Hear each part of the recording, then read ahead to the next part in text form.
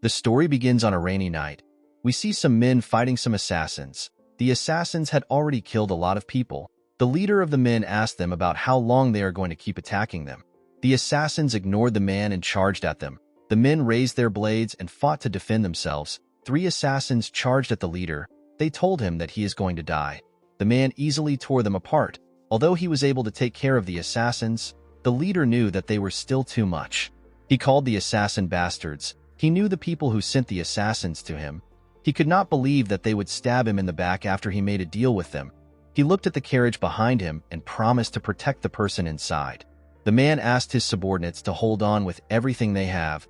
He assured them that help is on the way. The moment he said this, someone threw a person's head on the ground.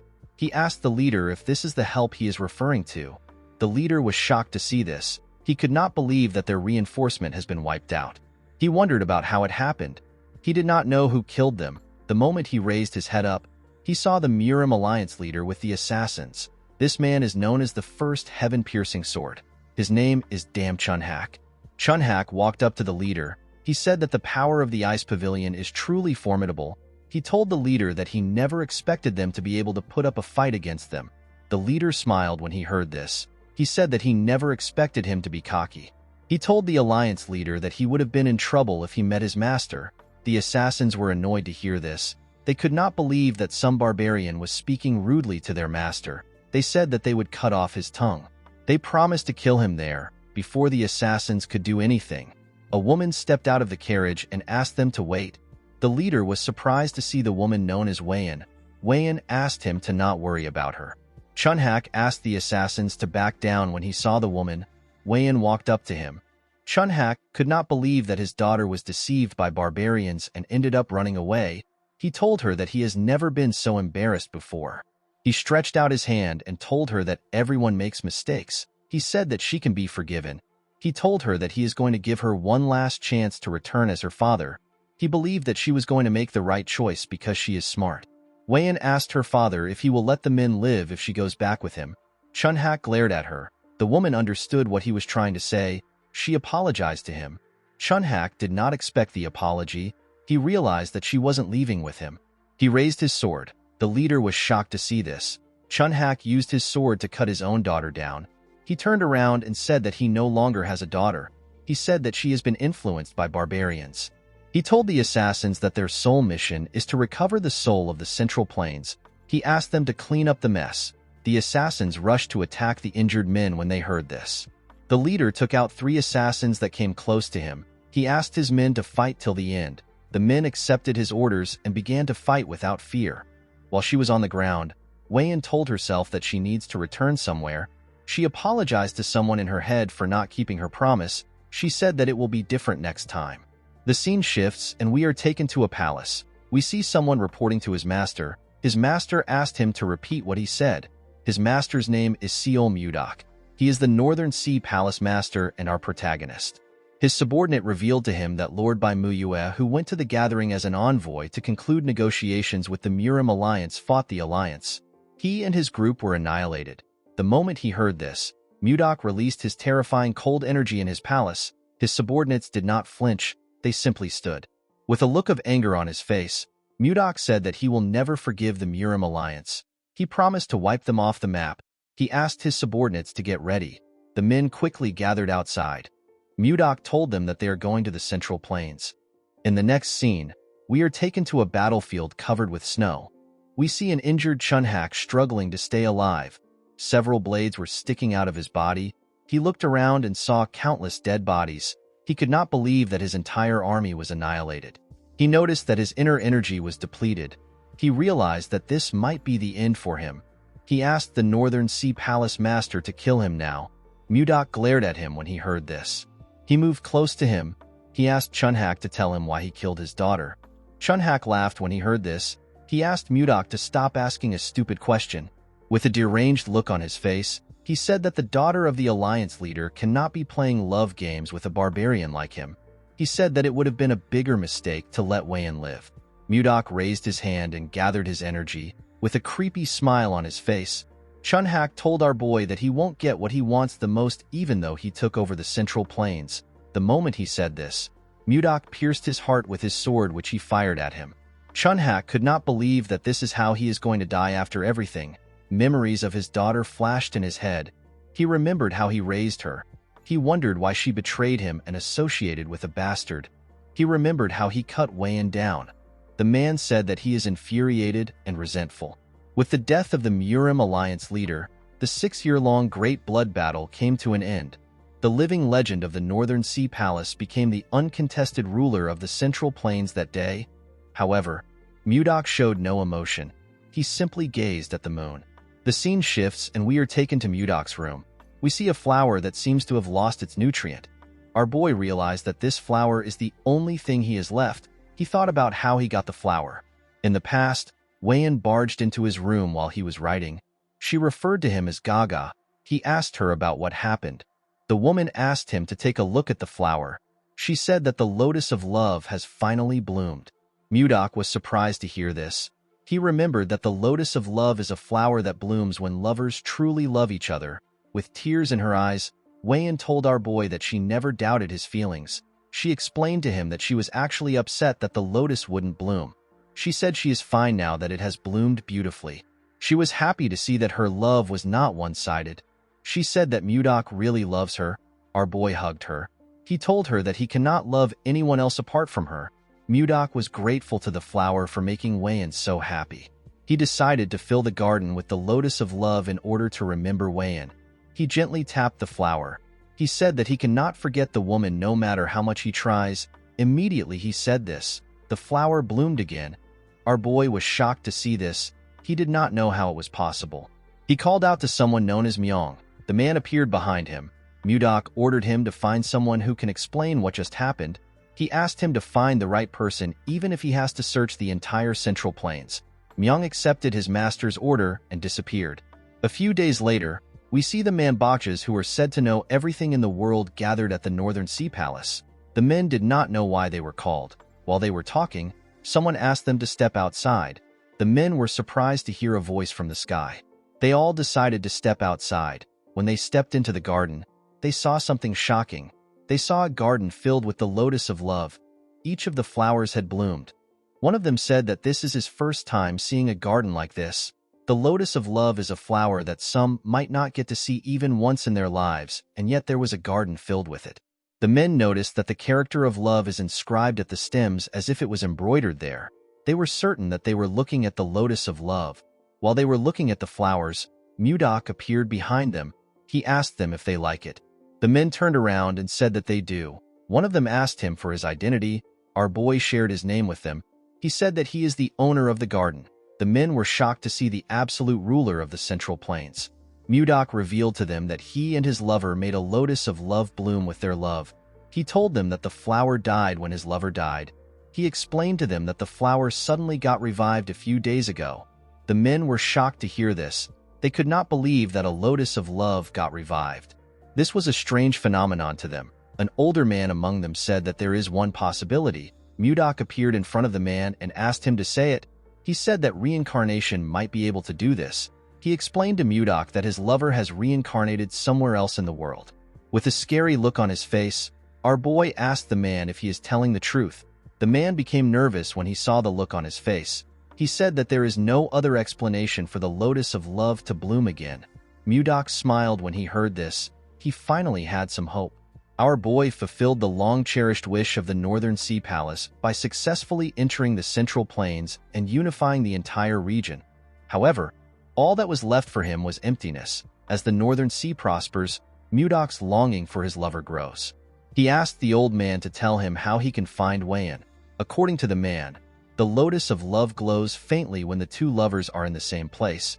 He told the palace master that the lotus of love will glow when he finds his lover. Upon hearing what he said, Mudok realized that the lotus of love Weiyan showed him was glowing. He didn't think much of it at the time. He never expected it to be hiding a secret. The wise man explained to Mudok that it will be difficult for him to carry a live flower around. He advised him to craft the lotus of love into a jewel to carry with him. Our boy asked him if it is possible to do this. The man told him that it is.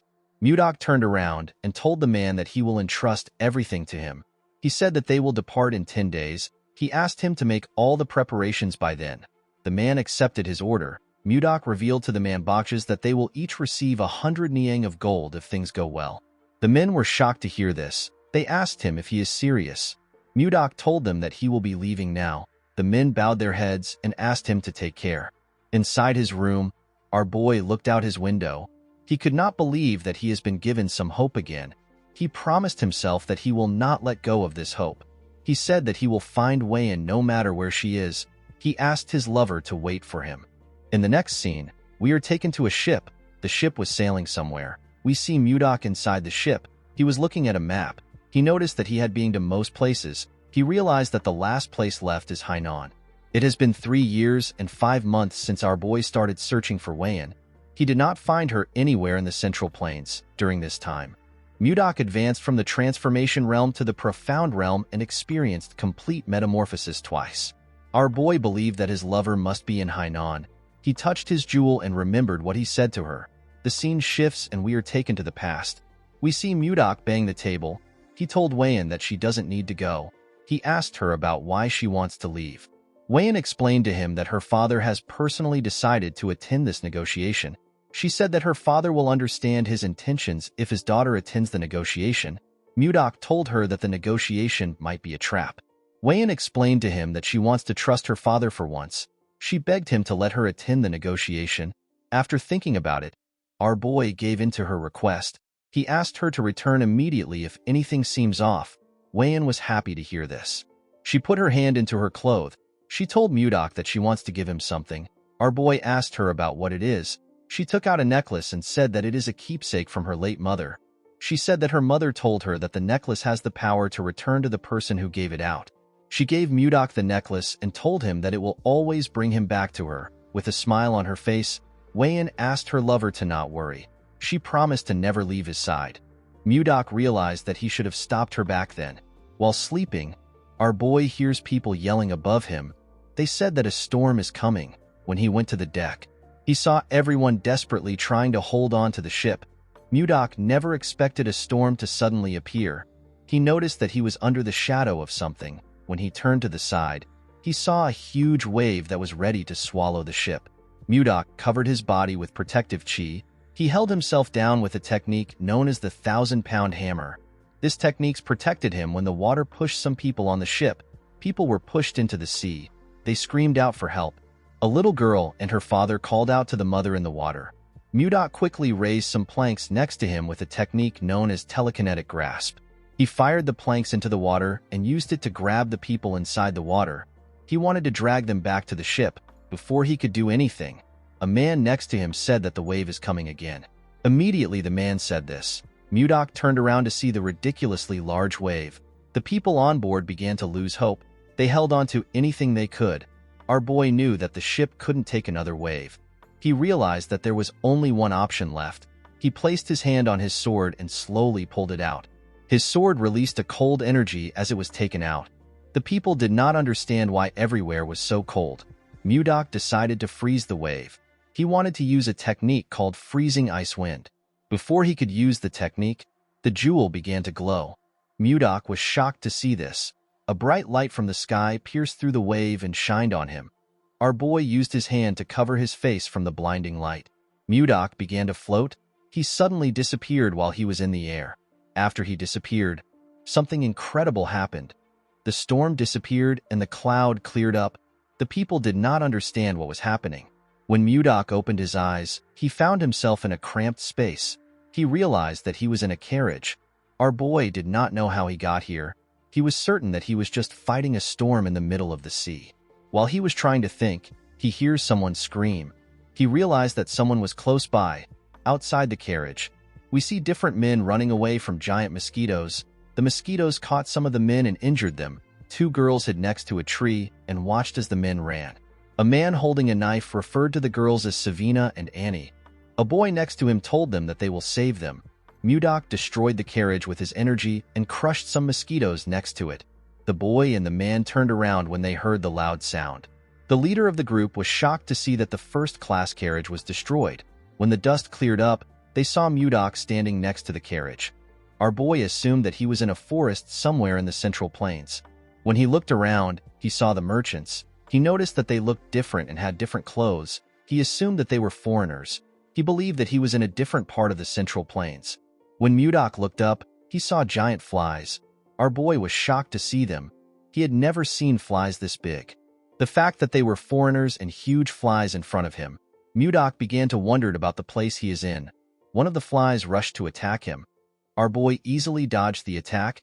He used a technique known as Divine White Ice Palm to attack the fly. The fly froze and broke apart.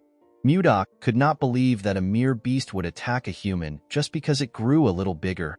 He said that this is unforgivable. He gathered his energy and charged at the monsters. He froze all of them in an instant. The flies immediately exploded and turned into tiny ice shards. Our boy believed that this is enough for some pathetic bugs. The merchants were shocked to see what he did. The leader walked up to Mudok and tried to talk to him. He said that his name is Edmund Roll. He said that he is the leader of the Roll Merchant Association. Edmund bowed his head and thanked Mudok for saving their association. He referred to our boy as a magic swordsman and asked him if he can tell him his name. Unfortunately for Edmund, Mudok did not understand a single word he said. Our boy was still able to tell that the man was thanking him due to his gestures. He told Edmund that he does not understand foreign languages. He asked him if there is anyone who can speak the language of the Central Plains. The merchants did not understand what he was saying. Edmund turned to the man with glasses and said something to him. Mudok tried to ask the man if there is truly no one who understands the language of the Central Plains. He wondered about how he was going to explain things to them. While he was thinking, one of the men ran to Edmund and said something. He opened his hand and showed him a ring. Mudok wondered about what he wants to use the ring for. Edmund took the ring and cast a spell. He wore the ring and made a weird pose to finish the spell. Mudok was shocked to see the odd pose. After he was done, Edmund asked him if he can understand him now. Our boy was surprised to see this. He could not believe that he is now able to speak the language of the Central Plains fluently. He asked him if this is the power of the ring.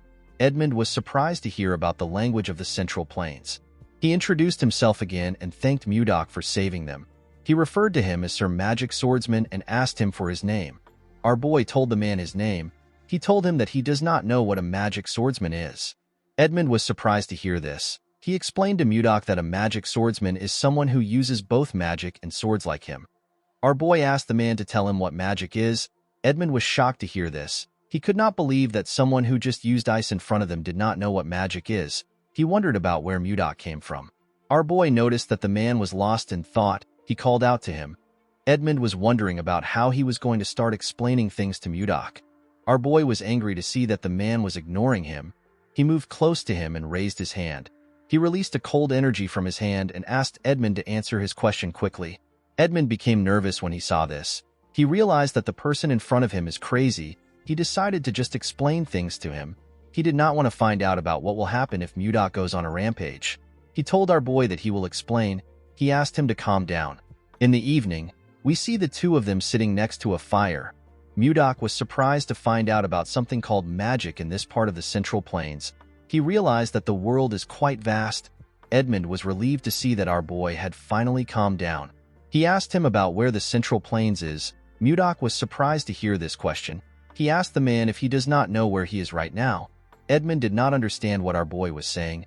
Our boy explained to him that it is weird to not know where the Central Plains is when he is in the Central Plains itself. Edmund became more certain that Mudok was crazy. He explained to him that this is not the Central Plains. He told him that they are in a forest leading to the capital of the Drake Kingdom. The capital is known as Barhan. Mudok said that he has never heard anyone call the Central Plains the Drake Kingdom. He asked Edmund if he is already senile, even though he is not so old. The merchant was annoyed to see that some crazy guy was saying that he is senile. He revealed to Mudok that he is 50 years old.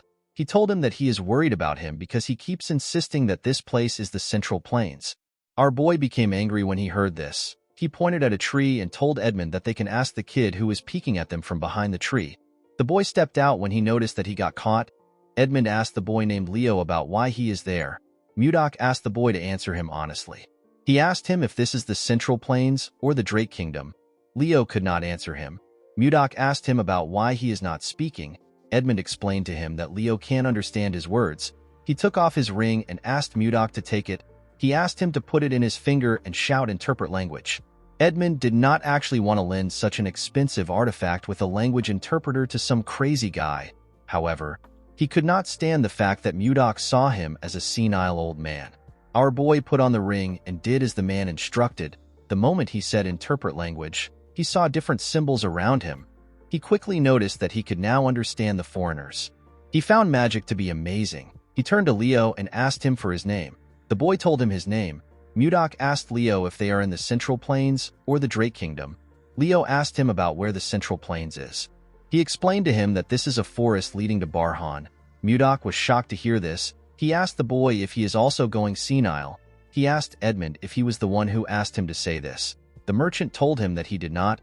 He asked him to ask the other members of his merchant association if he is suspicious.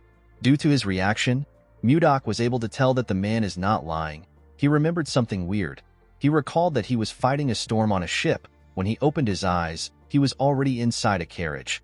Mudok realized that he got teleported somewhere else. The moment he realized this, he felt some pain in his chest. The pain quickly went away. He wondered about the strange feeling he got in his dantian. Edmund asked him if he now believes him.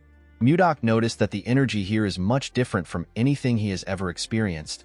He realized that something is not right. He stood up and walked into the woods. He decided to check things out by himself. Edmund was surprised to see him stand up. He called out to him. As he walked deeper into the forest, Mudok noticed that this place has pure energy. He became certain that this place is not the Central Plains. Our boy jumped out of the woods. While he was in the air, he gathered and compressed his energy. After compressing his energy, Mudok released it into his body. He noticed that the amount of chi accumulated in his dantian has doubled. He turned around and moved back down. He wondered about why he got teleported here instead of a place in the Central Plains. He was still focused on finding Wayan. Before he landed on the ground, his necklace came out of his clothes. Mudok wondered if he got sent here because of the light emitted by the necklace earlier. He remembered that his lover told him that the necklace has the power to return to the person who gave it out. Our boy believed that he has been sent here to look for Wayan. He smiled when he landed. He told himself that Wayan must be here. At the camp, Edmund's subordinate asked him about where his new guest went. Edmund said that he does not know. He told him that our boy is unpredictable. The moment he said this, Mudok appeared. He explained to Edmund that he had some business to attend to. He told him that he has a question for him. Edmund noticed that our boy was smiling. He found it creepy. He asked Mudok to tell him his question. Mudok asked him if Leo was being truthful when he said that they are in the Drake Kingdom. The man told him that Leo was telling the truth. He assured him that they will reach Barhan if they travel a bit further. Mudok asked him to tell him where Barhan is. A little boy next to Edmund asked our boy if he does not know anything about this place. He asked him if he spent all his time training in the mountains. The boy said that he has heard stories about eccentric people like him. He said that this is his first time seeing an eccentric person in flesh. Mudok decided to take the boy's explanation. He told them that he has been training in the mountains, and he only just came out today to experience the world. He said that this is why he does not know anything. Mudok had never heard of places like the Drake Kingdom and Barhan. He decided to get more information about the place from the kid. Due to the fact that some of them had different colored eyes, our boy assumed that he was in the land of the Western barbarians, which he had only heard of. The boy was happy to hear what Mudok said. He was happy to see that he was right. He referred to our boy as Sir Magic Swordsman and offered to teach him a few things. Mudok accepted his offer. The boy walked forward and asked him to follow him. Mudok asked the boy for his name. The little boy introduced himself as Luffy. Edmund found it creepy that the crazy man was acting friendly. He could not understand what was going through our boy's head. Mudok began to learn about this place and the language the people use from Luffy. Our boy realized that this place wasn't a foreign land. It was actually an entirely different world. The land was oddly shaped and the writings differ from anything he had seen before. In this world, there are other species apart from humans. Elves and dwarves exist. Apart from them, beings known as beastmen also exist on the continent. Of all the species, the strongest are creatures known as dragons. Mudok believed that they were lizards with wings. There are also things known as warp magic and magic circles. According to Luffy, warp magic can be used by 5th circle mages and above. They draw a round magic circle on the ground and chant a spell. This allows one to travel to wherever they wish. The better the mage's ability, the further they can warp. To Mudok, magic was an inexplicable sorcery.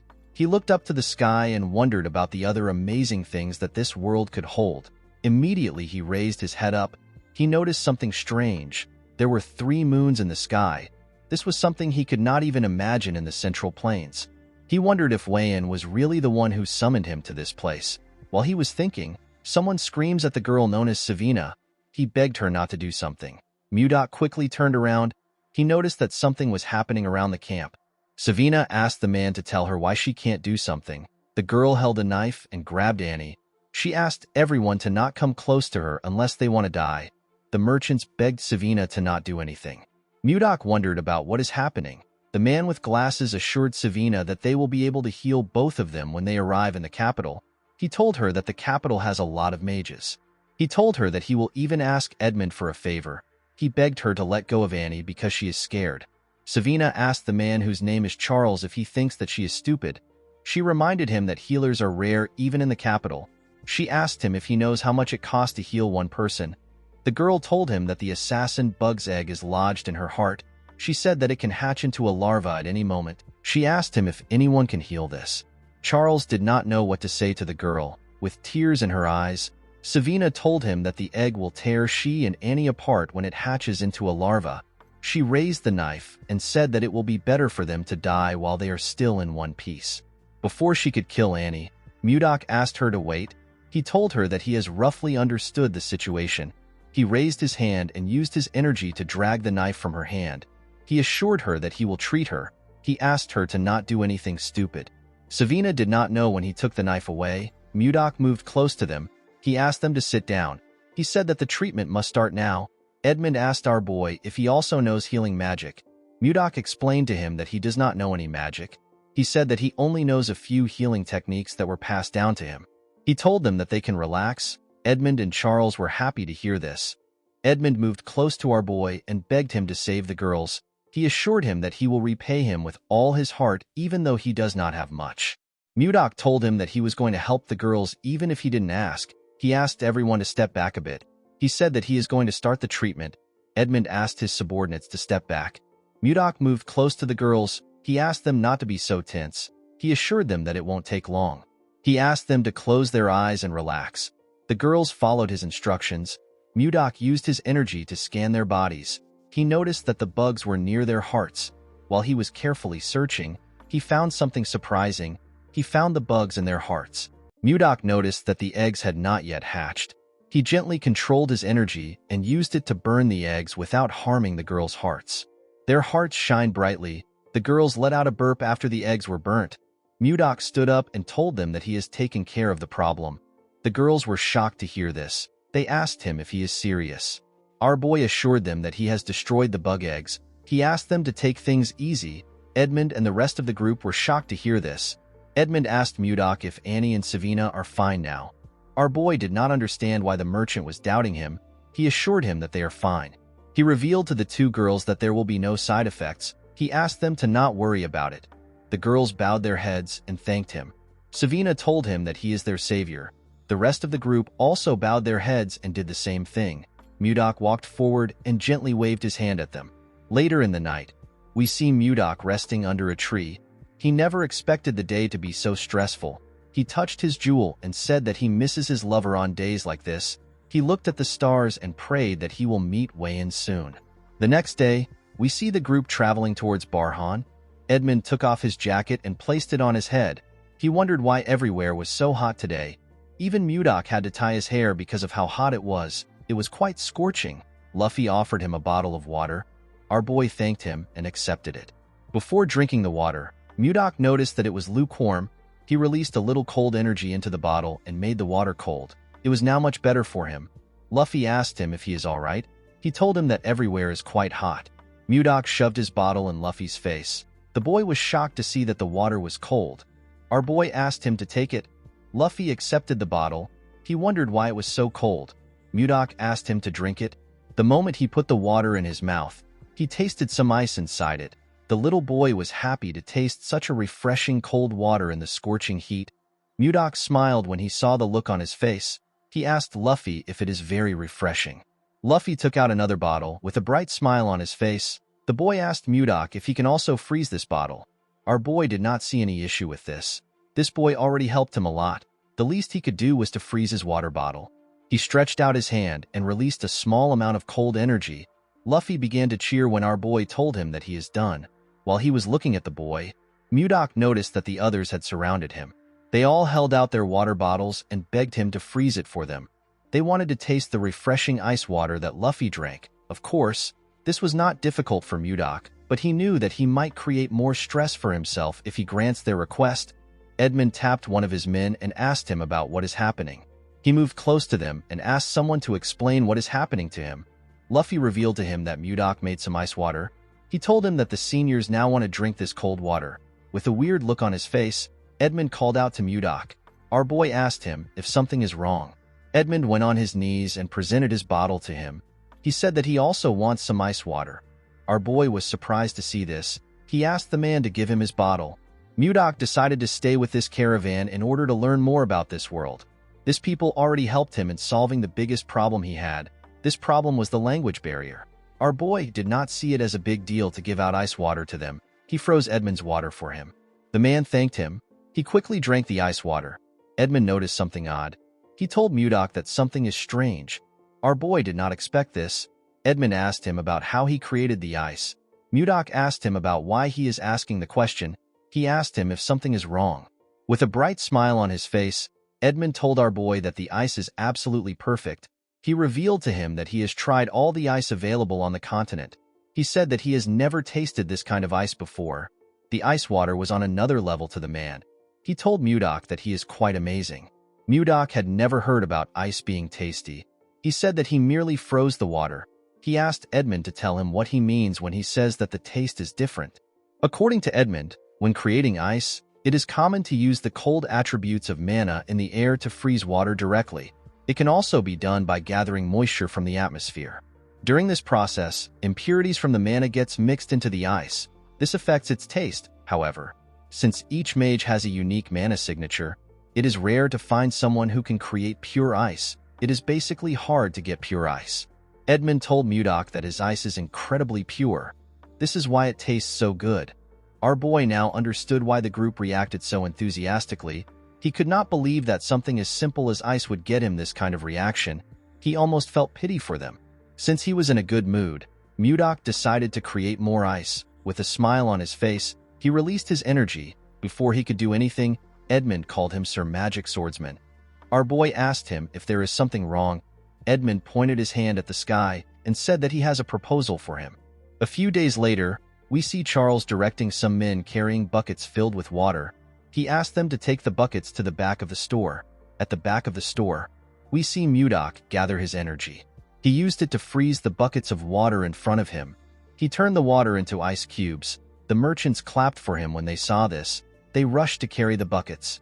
While looking at them, Mudok thinks about what led him to this place. The scene shifts and we are taken to the past. We see Mudok shocked after hearing Edmund's proposal. The man explained to our boy that he wants to revive his merchant association by selling the ice that he makes. He became nervous when he said this.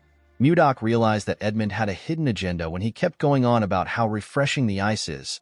Edmund told our boy that fourth circle mages who can make ice are too arrogant and end up making subpar ice. He told him that they need to target this market.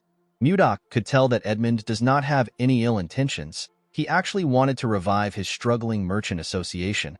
Our boy did not want to offer his service for free. He decided to negotiate. He told the merchant that it will be a 70-30 business.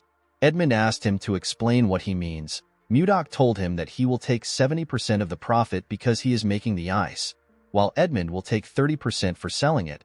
The merchant knew that this wasn't a bad offer because ice sells like hotcakes. He decided to try negotiating further. He explained to Mudok that he will need wagons for transport, workers that will pull this wagons and mages that will keep the ice from melting. He told him that the upfront cost is quite significant. He asked our boy if he can make some adjustments to the percentage. Mudok told him that he will reduce it to 60-40. The man was shocked to see that our boy easily accepted it. He took out a paper and told Mudok that they need to draft a contract. Mudok agreed to the negotiation because this place was a good place for him to learn about this world. The business was actually booming more than he expected. While they were trying to sort things out, Charles barged into the room. While breathing heavily, he told Edmund that he needs to come out for a moment. Edmund and Mudok were surprised to hear this. They wondered about what was happening. At the front of the store, we see a large amount of people shouting. They said that they wanted to buy the ice candy. someone begged the association to sell some of their ice to them. One man introduced himself as Arnold. He said that he came from Narrow City to do business with their merchant association. Edmund asked the people to form a line. They ignored him and continued shouting. The man did not know what to do. While they were shouting, someone asked them to keep quiet in their heads. Everyone was shocked to hear a person's voice in their heads. Edmund quickly turned around. He knew that only Mudok was capable of doing this. Our boy asked them to stay quiet. With a serious look on his face, he told them that they will all be sent away if it gets noisy again. He advised them to be careful.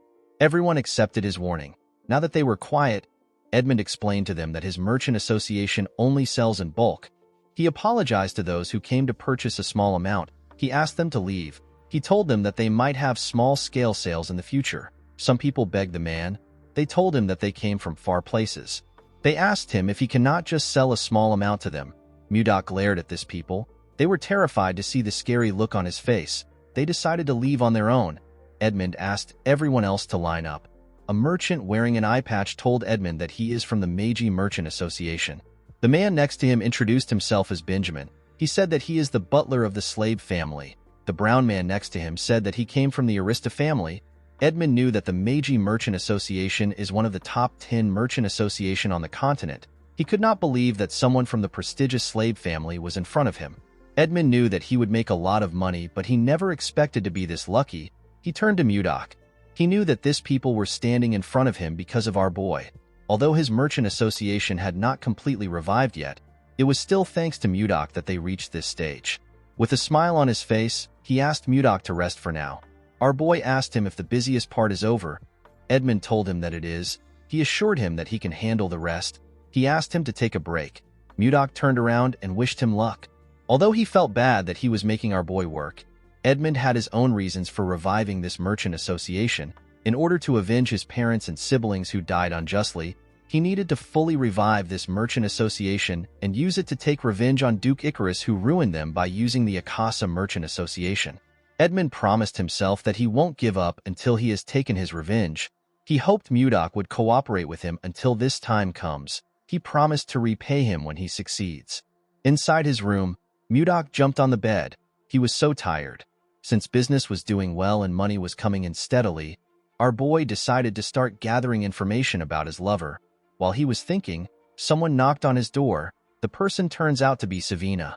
Mudok was happy to hear that the girl was at his doorstep. He realized that it was already snack time. He asked her to come in. The girl was holding a large bowl containing something. This was Mudok's new favorite snack. It was ice cream. It is a treat made by mixing ice and fruit. The treat was accidentally invented by Savina. The girl placed the bowl on the table. Mudok thanked her for bringing him the snack again. Savina smiled and asked him to enjoy. He took out his spoon and took his first bite. The ice cream had a cold, sweet, and luscious flavor. It was a taste that he could have never imagined in the Northern Sea Palace. Mudok heard that the Merchant Association was thriving because of ice cream. He fully understood why. While he was licking it, our boy noticed that the bowl was empty. He could not believe that he already finished it. He decided to get another one. He did not want to go by himself, but he had no choice since everyone was busy. When he got into the store, he could hear some noise outside. He wondered about what was causing this noise. At the front of the store, we see Savina asking someone to line up. The bastard smiled when he heard this. He asked Savina to tell him who gave her the power to order nobles around. Mudok wondered about who the young men were.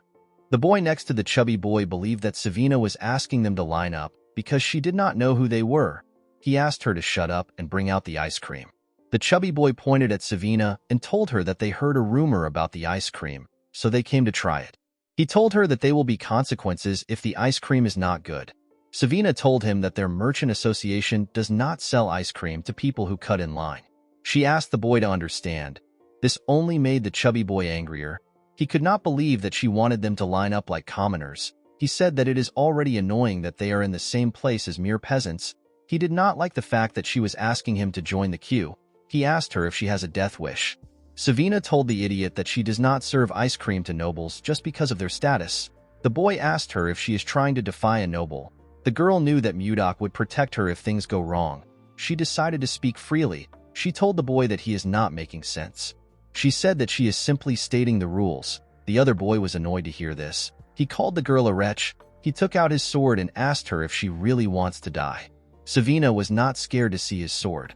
The boy was annoyed to see this. Before he could do anything, their third friend tapped his shoulder. He called him Samuel.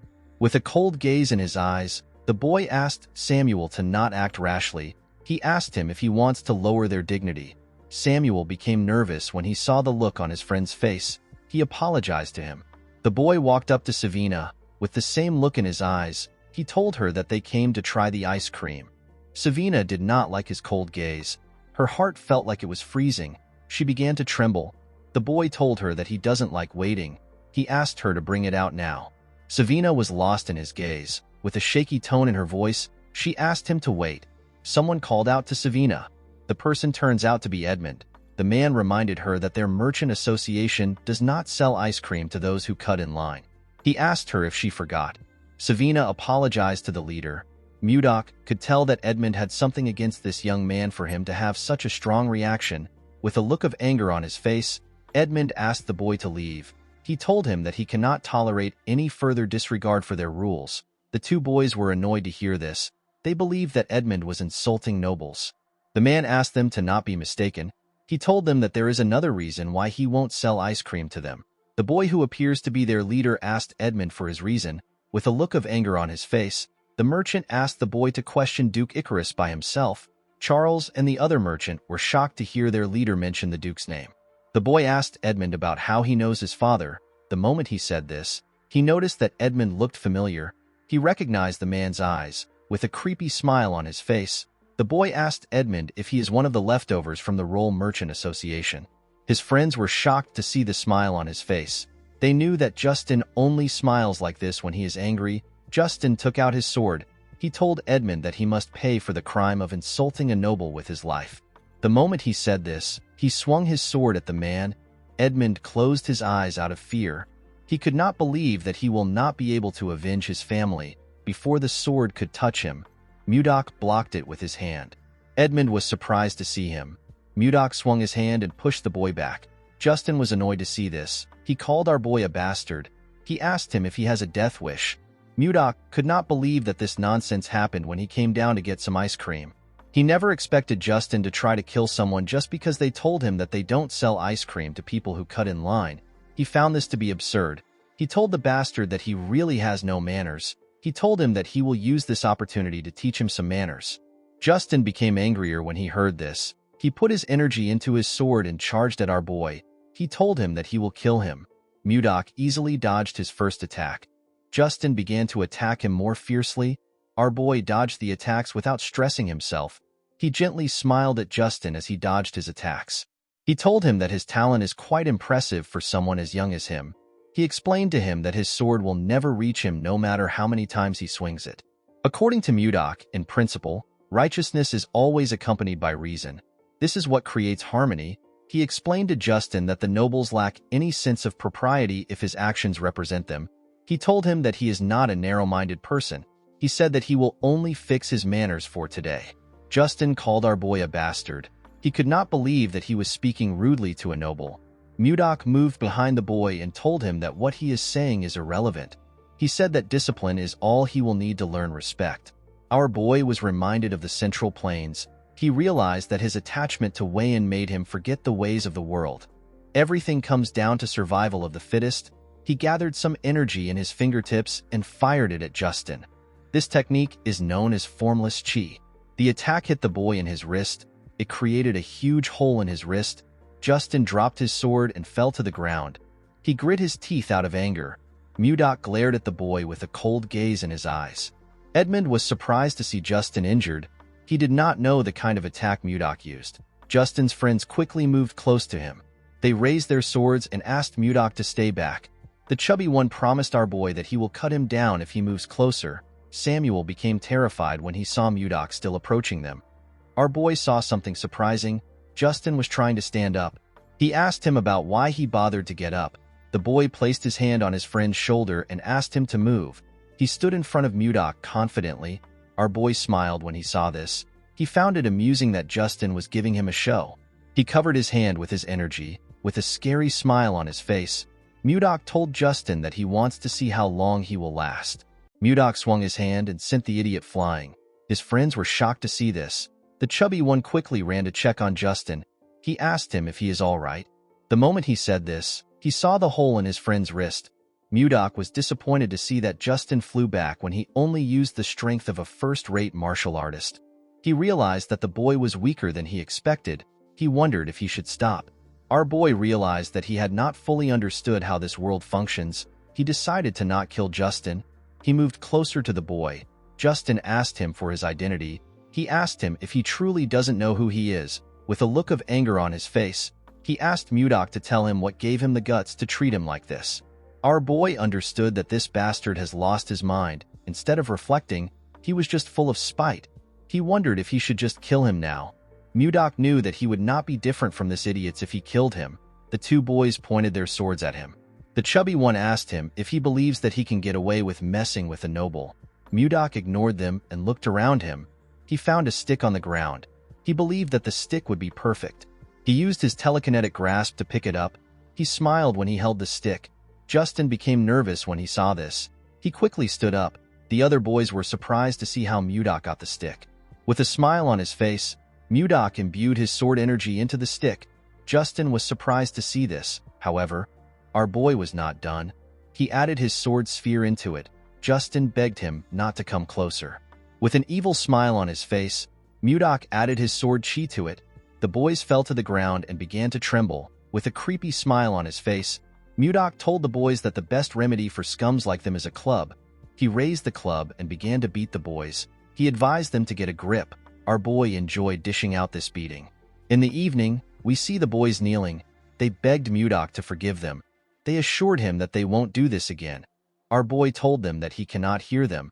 He asked them to repeat what they said. Justin was annoyed to hear this. He promised himself that he will kill Mudok. He said that he will stomp on his head. Although this was his wish, the boy had no power to do it. He had no choice but to beg our boy for forgiveness. He assured him that he will never make a mistake like this again. Mudok was happy to see the outcome of the beating.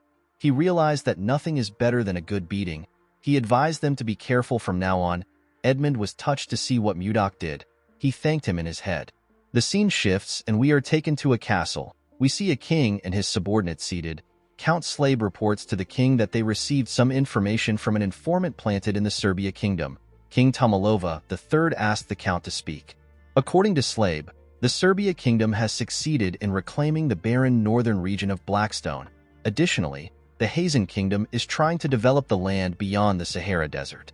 Duke Sergio von Icarus explained to Slabe that the land beyond the Sahara Desert is too dangerous for humans to live in because of the monsters. He asked the count if the Hazen kingdom has a way of taking care of things. Slabe revealed to him that they have received a report that they are not yet sure of. He told the duke that Anos has naturalized. The king was shocked to hear this. With a nervous look on his face, Count Crash asked him if it is really true. Slabe told him that it is. Baron Arista asked him if he is referring to one of the top 10 sword masters on the continent. He had heard that Anos turned down any amount of money offered to him. The king wondered why Anos ended up in Hazen instead of wandering the continent without belonging to any factions. Crash suggested that the sword master might have fallen in love with someone there. Slabe told him that he is correct. The men were surprised to hear this. The king asked his count about who the woman is. Slabe told him that it is someone they all know quite well. The person turns out to be Princess Daphrin. She is the younger sister of the current king. The king is known as Laird II of Hazen. The men were surprised to hear that Laird, who cherishes his younger sister as his most prized possession, gave her away to a man. Tomalova told his subordinates that the Hazen kingdom now has 2 sword masters. Slabe explained to his king that the Hazen kingdom will likely attempt to expand their land. This is a goal that they have repeatedly failed to achieve since the reign of Laird I. Tomalova became worried when he heard this. In the east, the Hazen kingdom is expanding its territory. In the south, the commercial Serbia kingdom is developing its land. Across the Western Sea, the Jeva Empire is also expanding its land. Tomalova knew that they could not stay idle. He asked his subordinates to share their opinions on what they should do. The duke suggested that it would be beneficial for them to also expand their territory. The king reminded him that they do not have any suitable land for expansion. He asked him if he is suggesting that they cross the Lazar Mountains to the north. Sergio stood up and told the king that they have no other choice. Everyone was surprised to hear this, Expanding into the north is difficult. Even if they succeed, the entire area is covered in ice. This will render their efforts useless. Heading to the north would ultimately mean that they were pushed out of the power struggle. This is why everyone is hesitant. Tomalova knew that someone will soon be sent to the north to address the issue of territorial expansion. He turned to his count. Slave nodded at him. He told his subordinates that the meeting will end for today. He told them that they will reconvene at another time. Slave walked out of the room with the king. The duke realized that the count and the king were hiding something. The scene shifts and we see the king and the count in a room together. Tomalova asked Slave if he has made any mistakes recently. The man said that he hasn't. Tomalova realized that the duke is up to his usual tricks again. Since 10 years ago, he has been sending anyone who opposes him to the north. Slave told his king that this is all because of his shortcomings. Tomalova asked him to not say this. He told him that he is the only one he trusts among his retainers. He told the count that he heard a rumor about some kind of ice being sold in the capital. He asked him if he knows anything about it. The count realized that the king was referring to the ice candy made by the Roll Merchant Association. Tomalova was surprised to hear the name. Slave explained to him that the ice is different from regular ice. He told him that it earned its name because it is so sweet. The king asked the man about how long the trading company stays open.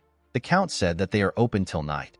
He realized that the king wanted to taste the ice candy. He revealed to the king that he is planning on going on a secret outing soon. He told him that they can check the store together. Tomalova smiled when he heard this. He commended the count for being able to read his mind. Slave told him that it is his duty to understand his desires as his aide. Tomalova asked him about when he plans on going for this secret outing. The scene shifts and we are taken to Mudok's room. We see the kids begging our boy to teach them magic. Our boy was about to lick his ice cream. He was surprised to hear what the kids said. Savina apologized to him for barging in. She knew that it was improper. The girl also knew that not everyone can learn magic. She told him that they have no choice but to learn it. Annie explained to him that the company might face danger again like last time. She promised him that she will train hard. She begged him to teach them. Mudok found it nice to see the kids determined. He placed his ice cream down and reminded them that he does not use magic. Luffy asked him if he uses martial arts like he mentioned before. Our boy told him that he remembered it correctly. He released some of his energy and revealed to them that he uses the Ice White Divine Palm. He told them that he cannot teach them magic because he also doesn't know how to use it. Leo asked him if he can teach them martial arts instead. Mudok was surprised to hear this. The kids agreed with Leo's idea. They believed that it would be amazing to learn martial arts. They begged Mudok to teach them martial arts. Our boy did not know what to say. He noticed that they had earnest eyes and a strong resolve to see their goals through. They reminded him of his childhood. He remembered how his younger self asked someone to teach him martial arts. The person glared at him. Due to the fact that he was urgently searching for his lover, Mudok felt like it would be wrong for him to accept some students. However, these children also wanted to protect someone, and more than anything, they have been helping Mudok out in many ways even though they don't know him well. According to the rules, our boy was not allowed to teach the martial arts of the Northern Sea Palace carelessly. Mudok wondered if this rule still applied in a different world. Savina begged him to teach them. Our boy asked the children to let him think about it. He asked them to come back by this time tomorrow. He told them that he will give them his answer then. The children were happy to hear this. They believed that Mudok was going to teach them. Leo told him that they will never forget his kindness even in death. Our boy realized that the children misunderstood him. Before he could explain himself, the children turned around and left the room. They were excited to be learning martial arts. They closed the door and asked him to sleep well. Mudok decided to figure things out later. He wondered if he was like this when he was their age. He realized that his master must have had a hard time. He opened his window and looked outside. While he was thinking, he heard the sound of metal clashing from the forest. He found this odd. Inside the forest, we see Count Slave kill someone in front of him. The person was wearing a hood that covered his face. The count was with the king. He wondered if he could hold out before reinforcement arrives. He could not believe that they were ambushed the day they went out to eat the ice candy. While he was thinking, he hears a loud sound behind him. He quickly turned around. He saw a mage cast a spell known as Fire Bomb. The mage created several fireballs. He fired them at Slave. The count grit his teeth and charged at the attack. It created a huge explosion in the forest. The king was shocked to see this. He quickly ran to him. Slave told him that he is fine. Tomalova reminded him that his arm is bleeding. The Count moved in front of him. He asked the king to forgive him for his rudeness since it is an emergency. The king assured him that he understands. Slabe did not expect a mage to be among them. He was not able to tell because their attires were similar. He ordered his men to not lose their composure. He asked them to reorganize the formation. The soldiers quickly followed his order. The leader of the assassins asked them to not let a single person live. One of the assassins said that he will take Slabe's head. The Count charged at the assassin and swiftly cut off his head. The other assassins were shocked to see how fast Slabe was. They quickly rushed to attack him. Slabe blocked their attacks. He moved close to one of them and asked him about who sent them. The man told him that he does not need to know since he will soon die. Slabe realized that the magic attack took out a lot of his men. He could tell that this people had no intentions of letting them live. Although he did not like the situation, the Count knew that he had to protect the king at all cost. He must do this for the sake of the kingdom. The mage raised his hand and prepared to use another attack. Slabe ordered his men to gather around the king and protect him. The mage laughed when he heard this. He told the Count that he is too late. Before the man could use his attack, someone struck him down with ice. Everyone was surprised to see this. The leader of the assassins asked the person for his identity. As expected, the person turns out to be Mudok. With a smile on his face, our boy said that he has been caught. Mudok jumped off the tree and appeared behind the leader. He knocked out an assassin next to the leader. He said that he wanted to see the moon, but everywhere was so loud that he had to come there. The leader quickly turned around when he heard this. With a scary look on his face, Mudok told the leader that he needs to finish this before his ice cream melts. The leader could tell that our boy was dangerous. He did not know when he got behind him. Although they were caught off guard, they were still superior in terms of numbers. The man wanted to kill the king and get out of the forest as soon as possible to avoid any variables. He took out his sword and charged at Mudok. He said that he will take care of our boy. He ordered his men to kill Tomalova. Mudok blocked his attack with his sword. He said that he never expected to see all kinds of swords here. He decided to respect the leader by using his sword, which is known as Sullen. He asked the man to come at him. The leader was annoyed to see this. He charged at Mudok and told him that he will not get out of the fight alive. Our boy found this exhilarating. He advised the man to do his best. He easily blocked the man's attack. The leader took out his other sword and used it to attack him. Mudok dodged his attacks without stressing himself. The man put his sword together and attacked our boy from both sides. Our boy was still able to dodge it. Before the man could attack again, Mudok pushed his sword away and hit him in his back. The man grit his teeth to endure the pain. Our boy raised his sword and began to attack the assassin. The man managed to block Mudok's attacks, but he was struggling to keep up with him. While he was struggling, our boy grabbed his head and slammed it to the ground. He was enjoying the fight.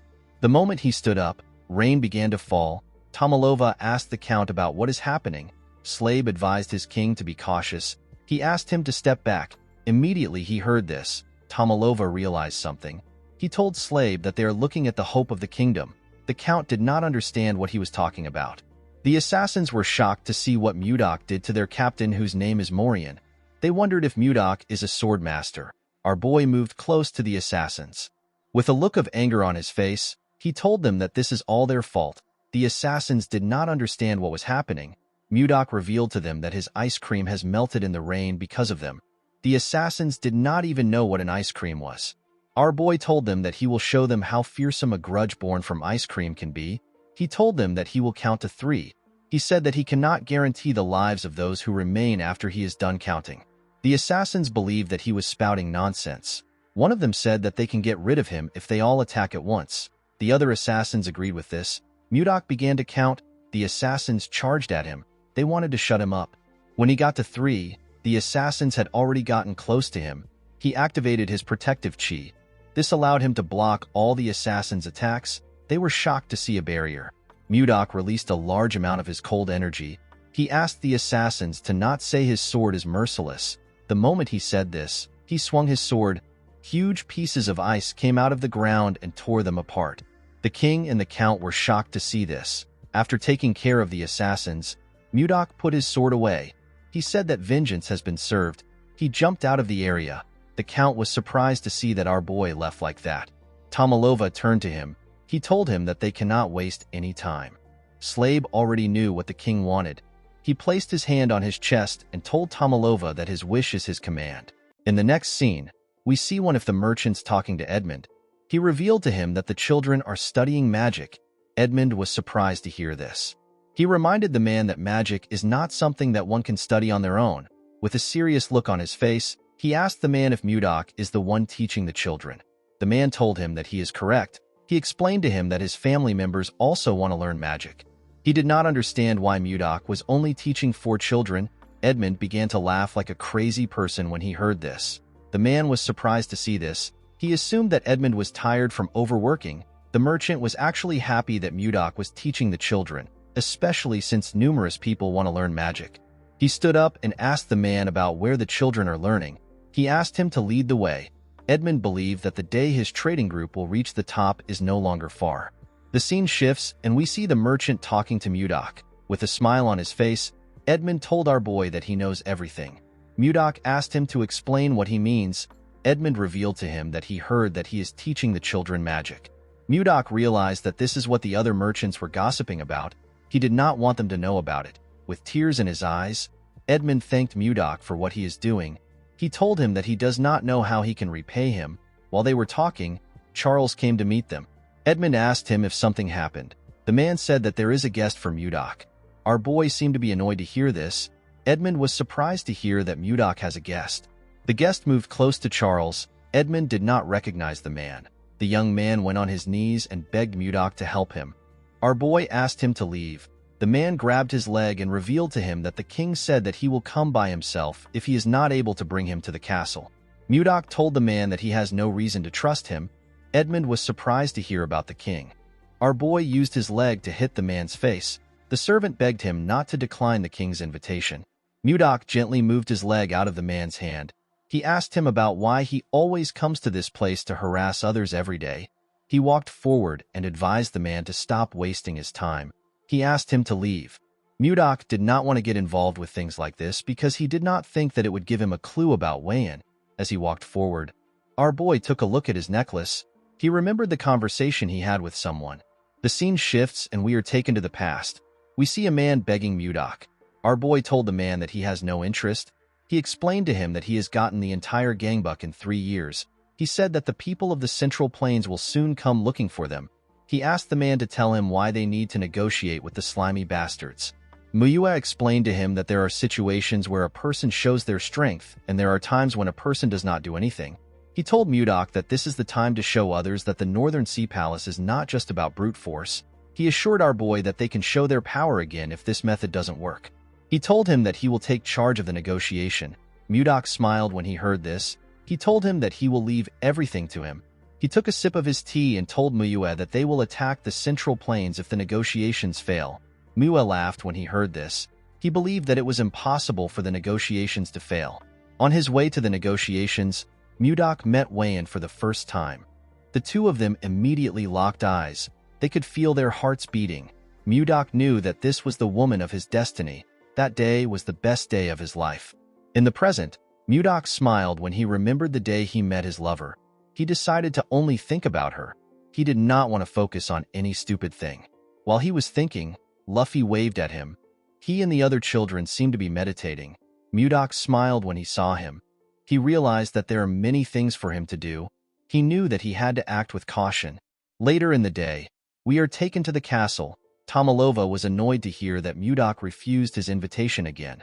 The servant bowed his head and begged the king to forgive him. Tomalova began to dislike our boy the more he heard about him. He simply wanted to thank him for saving his life. The young man said that he will go again tomorrow. He assured the king that he will get a different response. Tomalova asked him not to bother himself.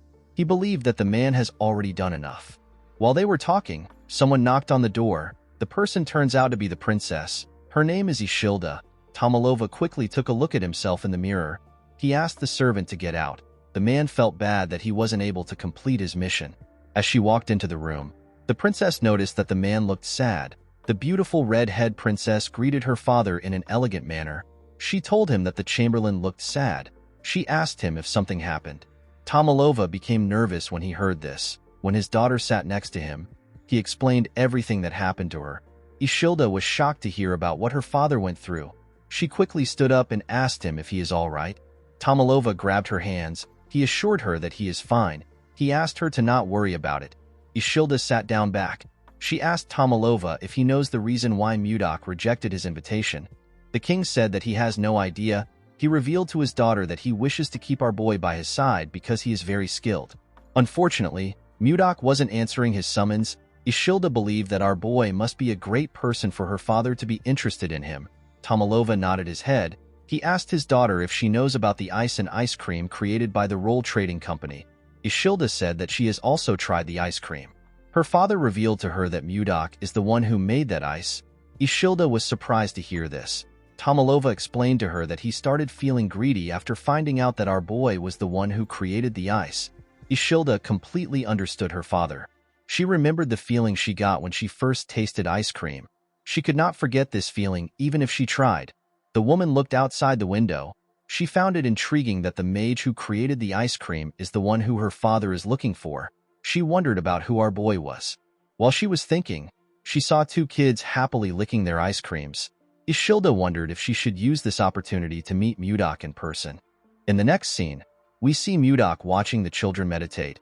He has only been teaching them for half a month, but they had already reached the stage where they can emit chi. Our boy was not surprised to see this. The concentration of chi is much denser here than in the Central Plains. He put his hands together and asked the children to stop. He told them that they can properly control mana. He told them that they will be moving to the next stage. The children said that they understand. The moment they said this, the Chamberlain appeared and greeted him. Mudok was annoyed to hear his voice. He already knew who it was without turning around. He wondered if time was repeating itself. When our boy turned around, he saw a woman wearing a hood move close to them. Because the Chamberlain didn't come in the morning, Mudok assumed that he would not come at all. He asked the man about why he came again. Immediately he said this. His necklace began to glow. Our boy was shocked to see this. He quickly raised his head up. The woman in front of him took off her hood. She turned out to be the princess. With a smile on her face, the woman greeted him and introduced herself as the princess of the Drake Kingdom. Mudok immediately knew that he had found her. He was certain that he was looking at Wayan's reincarnated body. The scene shifts and we are taken to the store. Ishilda told our boy that she heard about how he saved her father's life. Mudok said that it just happened. The princess was surprised to hear the rude reply. She forcefully made herself smile. She told Mudok that her father has invited him to the palace to show his gratitude. She referred to him as Sir Magic Swordsman and asked him about why he refused the invitation. She said that he has rejected the invitation more than 2 times. She heard that he rejected it in a cold manner every time. Mudok only saw Wayan's face while she was talking. Even Ishilda's angry expression and her tone were exactly like Wayan's. Our boy was certain that he was looking at his lover. The princess noticed that Mudok wasn't saying anything. She called out to him. Mudok came back to reality when he heard her voice. He told her that he will come to the palace. He asked her to tell him the day he should come. The princess was actually about to argue with our boy. She was shocked to hear that he accepted the invitation. She stood up from the chair. Mudok placed his cup down. He reminded her that she came to invite him. The princess realized that he was right. She sat down back and told him that he is correct. Mudok asked her to tell him when he should come to the palace. Ishilda asked him to be there by 11 in the morning. The woman actually felt annoyed that Mudok easily accepted the invitation. She assumed that she was going to have to convince him. She stood up and told him that she has to leave. Mudok clenched his fist and told himself that he will see her when he goes to the palace tomorrow. The only problem our boy had was that Ishilda is a princess. She has the highest status in the country. Mudok wondered about how he was going to get close to her and marry her. He remembered that her father in her past life killed her because she was in love with him. In order to avoid this problem, Mudok realized that he needed to plan everything meticulously.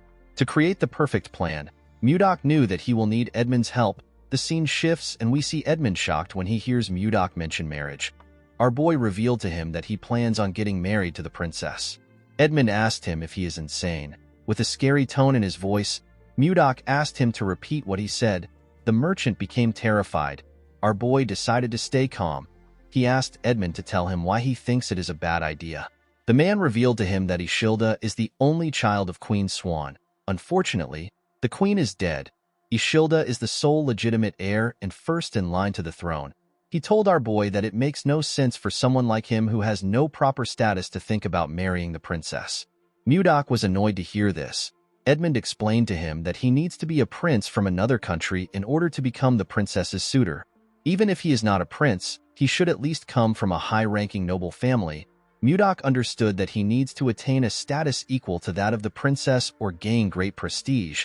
He needed to do this to aid his plan for marriage. Edmund told him that he might have a shot if he achieves something significant. Mudok stood up. He decided to give it a shot. The merchant stopped him before he could leave. He asked him if he knows the rules that he must follow in the palace. Our boy was surprised to hear that there are rules to follow. Edmund could tell that he did not know. He moved close to his shelf and took out some books. He placed the books talking about proper etiquette on his table. Mudok was shocked to see the amount of books in front of him. Edmund knew that our boy might make a mistake if he lets him go like this. This mistake can affect their business. With a smile on his face, the man assured Mudok that he will thoroughly educate him. Our boy did not understand why the man seemed excited. He picked up a book and asked Edmund to take care of him. Mudok was forced to listen to Edmund's lecture all night long. The next day, we see Mudok dressing in front of the mirror. He stepped out of the store in really nice clothes. He decided to head to the palace. The scene shifts and we see our boy arrive at the palace. He greeted the king in an elegant manner. The king welcomed him with a bright smile. Mudok looked around. He noticed something odd. The officials were in the room.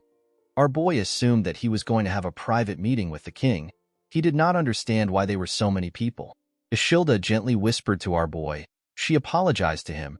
She did not intend on scheduling the appointment on a day like this. Due to how flustered she was, Mudok could tell that she wasn't lying. Next to the Duke was his son. Justin asked the princess about why our boy was there. Mudok remembered the boy as the little idiot he beat up. Our boy smiled and glared at Justin. The boy was infuriated. He wanted to curse Mudok. His father asked him to cease his behavior. He asked him if he plans on making a fool out of himself in front of the king. Justin calmed himself and told his father that he understands. Tomalova told Count Slave that Justin must have been through a lot. The Count told him that he is right. Tomalova cleared his throat and asked Mudok to tell him why he suddenly accepted his invitation. He told him that he has been disappointed for some time. Mudok told him that there is a reason for his actions. The king asked him to share his reason. Our boy explained to him that the Roll Merchant Association is currently very busy due to a shortage of manpower. He said that he is the busiest among everyone because he constantly has to produce ice. He told Tomalova that he wanted to get the ice done before meeting him.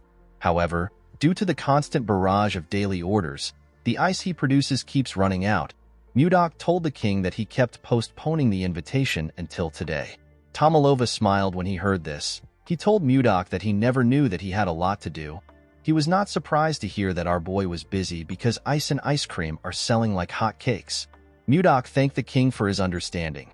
Our boy was happy to see that the king was not a difficult man. Compared to Chunhak, Tomalova seemed like an angel. The king asked our boy for his name. Mudok told him that he does not use his name. He asked the king to simply call him Magic Swordsman. Tomalova was not comfortable calling our boy with a title. He wondered about what he should do. Mudok felt like the king should just give him a name if he is not comfortable using a title. Ishilda actually told her father that he can personally give Mudok a name. Tomalova was surprised to hear this. Ishilda explained to him that he can bestow our boy with a title. The Duke was surprised to hear this. Tomalova was also surprised to hear this. The princess told him that a title is a perfect reward for someone who saved his life. Duke Icarus smiled when he heard this. He told the princess that she is right. He said that it is a brilliant idea. He believed that it was a fitting reward for the person who saved their king. He said that they need to honor this good deed for Mudok. He told the princess that her idea is really outstanding. Ishilda reluctantly thanked the Duke for his praise. She found it weird to see the Duke praising her. Tomalova told them that they are correct. He said that he cannot turn a blind eye to his benefactor. He stood up and told Mudok that he will give him a title. He grabbed a sword. He said that one word came to his mind when he saw our boy saving him. Tomalova asked Mudok to move closer to him. Our boy moved close to him and went on his knees. Although he did not like the fact that he was kneeling, it did not matter to him as long as he gets to marry the woman of his dreams. Tomalova took out the sword from its sheath. He referred to Mudok as the brave one who saved his life and the lives of his retainers without hesitation. He placed the sword on our boy's shoulder and gave him the title of Baronet along with the name Blizzard. Mudok remembered that blizzard means snowstorm in this world. Tomalova told Mudok that he has granted him permission for his name to be passed down to future generations as long as the Drake Kingdom exists. He referred to Mudok as Baronet Blizzard and asked him to rise. The king placed his hand on Mudok's shoulder. He told him that he would not have been there to do this if he did not save him. He thanked our boy for saving him. With a smile on his face, Mudok told the king that he will make this choice all over again if another situation arises. Duke Icarus reminded the king that Mudok saved his life. He said that they need to give him a land that fits his title. No baronet has ever been given a land. Tomalova told the duke that there will be some opposition to this decision. Icarus said that no one will dare to oppose the king's command. With a serious look on his face, the duke said that he will personally remind anyone who opposes about the weight of a king's decree. Tomalova did not understand the kind of game the duke was trying to play. He asked the other officials if they share the same opinion as the duke. The men seemed to be nervous. They noticed that Icarus was glaring at them. They quickly accepted his suggestion. Tomalova decided to accept the idea. However, he could not think of a land suitable for our boy. The duke told him that they actually have a land for Mudok. He reminded Tomalova about the northern icy lands he mentioned during the meeting they had a few days ago. The king was surprised to hear this. Icarus said that they actually need to send a lord there. He told Tomalova that everything has aligned perfectly. He said that Mudok's name and the northern lands are actually related. He said that a snowstorm in the northern lands is a very good omen. Tomalova realized that this was the duke's plan from the start. He wanted to make Mudok pay for hurting his son and his self-esteem. He already knew that something was strange from the moment that Icarus suggested that they give our boy a title. Ishilda could not believe that they wanted to send Mudok to the northern lands. Our boy wondered if they will really send him there and make him lord. He could tell that the duke wanted to drag him out of the capital because of his son. Our boy was actually happy. He did not see any reason for him to refuse because they were offering him lands. He decided to seize this opportunity to achieve merit and enhance his reputation. This will allow him to close the gap in status between himself and the princess. In the next scene, we see Edmund panicking after hearing that Mudok is going to the northern lands. He told our boy that the snowstorm is constantly raging. He said that avalanches are rampant. The place is extremely cold and the mana is incredibly unstable. He asked our boy if he is really going to the northern lands. Mudok gently took a sip of his tea. He told Edmund that he is going there. He assured him that he will be fine. He told him that he doesn't get cold. Edmund referred to him as Sir Magic Knight. He quickly corrected himself by calling him a baronet. He asked Mudok if he is some kind of yeti. Our boy asked him about what a yeti is. According to Edmund, a yeti is a creature of a legendary tribe that is said to only live in the northern lands. Its tales have been passed down since ancient times. Their form is similar to that of a human. They are nearly 3 meters tall, and the strength of their body is nothing to joke about. They don't feel cold, and they are known to be very violent. Mudok told the man that he finds his story interesting. Edmund said that it might be a legend since no one has ever seen a yeti. He revealed to our boy that people say that the people of the northern lands are warriors capable of defeating 100 men. Because of this, they hate being ruled over and refuse to acknowledge leaders. Mudok laughed when he heard this. He stood up and said that things will be interesting. Edmund did not expect this answer. Our boy explained to him that his fame will rise if he gains recognition from the northern people. Edmund believed that this was a very difficult task. When our boy opened the door, he saw something surprising. He saw his students outside waiting for him. Their eyes were filled with tears. In the next scene, we see Mudok talking to Savina and Leo. Our boy denied their request. He told them that the northern lands is a dangerous place to people like them who have barely started learning martial arts. Savina explained to their master that they still have so much things to learn. She asked him to tell her who will teach them once he leaves. Leo agreed with the girl. Savina bowed her head and begged him to allow them to follow him. Leo was surprised to see this. He quickly copied the girl. Before Mudok could scold them, he saw someone behind him. He saw the princess. Ishilda greeted him. Our boy wondered about why she came. He told her that she doesn't look well. He asked her if something is wrong. Ishilda told him that they can talk once he sends the children away. Mudok quickly turned around and asked his students to leave. Savina and Leo realized that this was their opportunity. Savina asked her master if he will grant their request. Mudok was startled when he heard this. Leo told him that they will leave once he gives them an answer. Mudok decided to accept his pesky student's request. The children were very happy to hear that they were going to follow him. They began to cheer. Savina bowed her head and thanked her master. Our boy asked her to go. Ishilda told Mudok that his disciples are very lively. Our boy said that it is their rebellious spirits that is lively. The princess laughed when she heard this. Our boy was happy to see this. He asked her if she is feeling better now. With a sad look on her face, Ishilda apologized to Mudok. She said that she never expected her father to grant him a title that would send him to the northern lands. Our boy was actually happy to hear the apology. He thought that Ishilda just resembled Wayan. However, they both shared the same kindness. He remembered that Wayan actually apologized to him in the past because of her father's behavior. She also said that it was her fault. Mudok decided to tease Ishilda. He said that he wouldn't have had to go to the northern lands if he did not receive a title.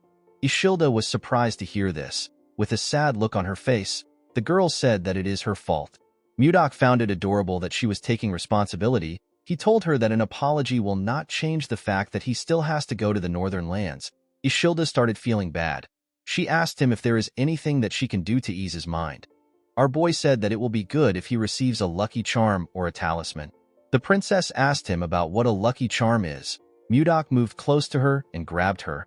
He told her that a lucky charm is a kiss filled with genuine concern for the other person. Ishilda screamed when she saw our boy close to her. Mudok realized that he teased her too much. He turned around and told her that he needs to prepare for his departure. He asked her to forget what he said. Ishilda was annoyed to see that he was going to leave after saying what he wanted. She believed that he was being rude. When she laid eyes on Mudok's back, she saw him in different clothes. They were the clothes he wore in his former world. The princess felt something wonderful in her heart. She asked Mudok to wait.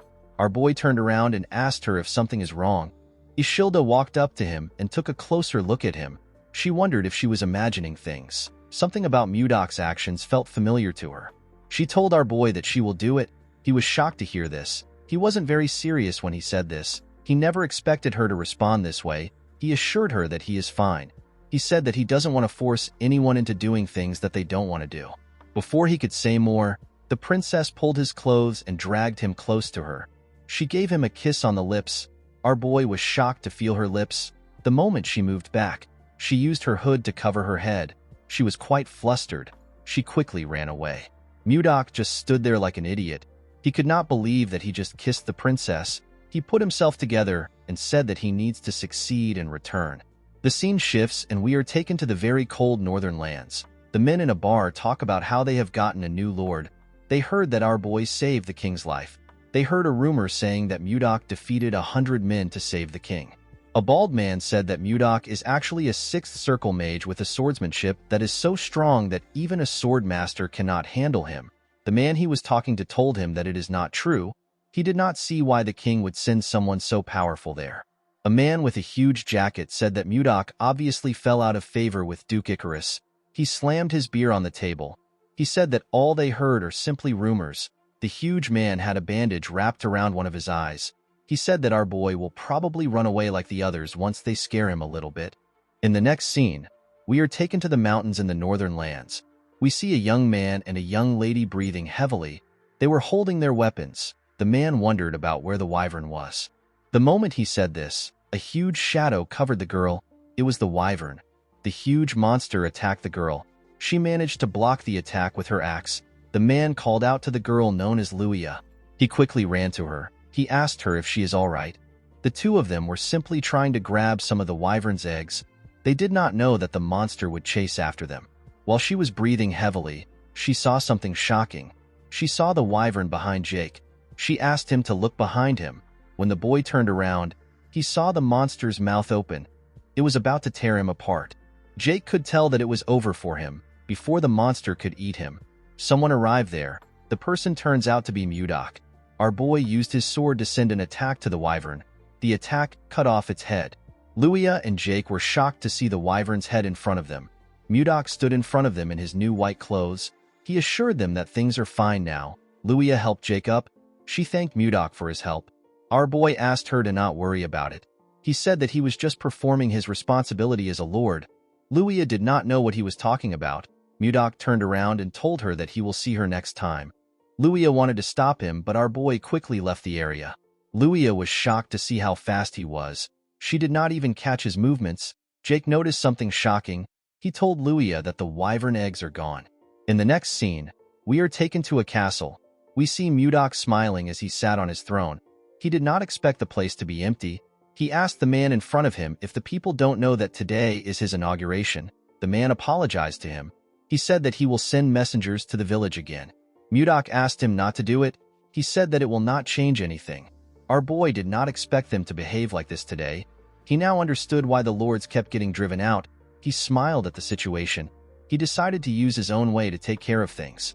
A few days later, we see the huge man step into the bar. He was shocked to see what was in front of him. All of the men were covered with bruises. He asked them about what happened. He asked them if Mudok did this to them. An older man with a lot of beard said that it was actually our boy. He said that he has to acknowledge Mudok's skills even if he doesn't like him. The bald man said that our boy is quite fast. He said that he couldn't move the moment Mudok touched him. He revealed to the huge man that the pain from our boy's hand technique is indescribable. While they were talking, someone barged in. He said that the scoundrel has arrived. He told them that the scoundrel is in the village square right now.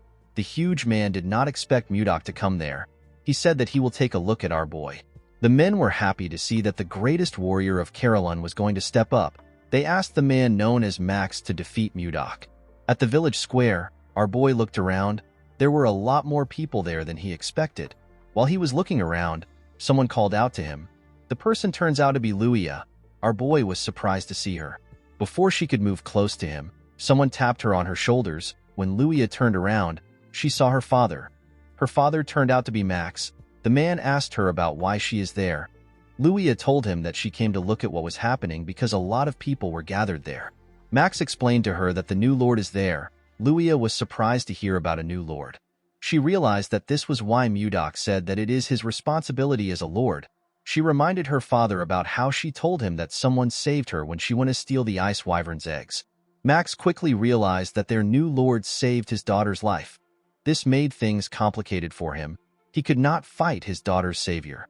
Of course, the real reason he was scared was because Mudok killed the ice wyvern with a single blow. It is a wyvern that is stronger than the regular kind. Even someone as powerful as him could not do something like that. Max realized that he needed to acknowledge our boy. Unfortunately, he couldn't still back down. He stretched out his hand to Mudok and introduced himself as the greatest warrior of Carolyn. Mudok did not shake his hand. He introduced himself as Blizzard. He said that he is the newly appointed baronet of Carolyn. Max told him that he heard that he goes around the village mercilessly beating people up. Mudok said that he was simply teaching those who were trying to rebel a lesson. With a cold gaze in his eyes, he asked Max if he is going to behave like those people. Max told him that he actually has an offer for him. Our boy asked him to tell him his offer. According to Max, Carolyn is an extremely cold place. This is why people have been drinking alcohol to endure the harsh weather since ancient times. The man asked Mudok to have a drinking match with him. Our boy accepted the match. Max asked him to think things through. He revealed to him that the alcohol is so strong that it can burn one's body. Mudok told him that he doesn't care. He told Max that he must recognize him as the Lord and follow him unconditionally if he wins. The other warriors believed that Mudok was insane to make a drinking bet with Max. They referred to the alcohol as Finna and said it is impossible to win Max when it comes to Finna. With a serious look on his face, Max asked our boy to keep his promise. The scene shifts and we are taken to the bar. We see Mudok and Max sitting together. A large amount of alcohol were poured into huge mugs and placed on the table. Max asked our boy if he is sure about this. He told him that it is not too late to back out. With a smile on his face, Mudok said that he cannot go against his words as a lord. He said that they can start now. Max smiled when he heard this. He asked our boy to not regret what he said. In the next scene, we see Max struggling to keep his eyes open. He was feeling dizzy. His daughter and one of his friends had to tap him to keep him awake.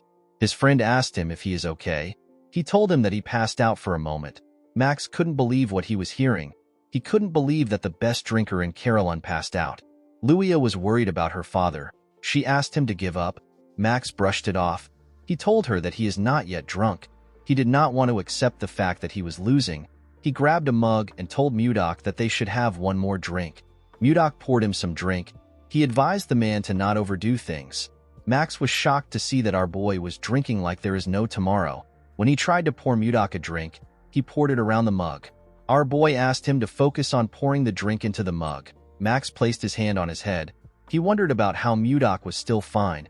Our boy asked him if he is going to give up now. Max put himself together and told him that he is good. He said that they can continue. The moment he said this, he drank another cup of liquor. Luia and Jake were quite worried when they saw this.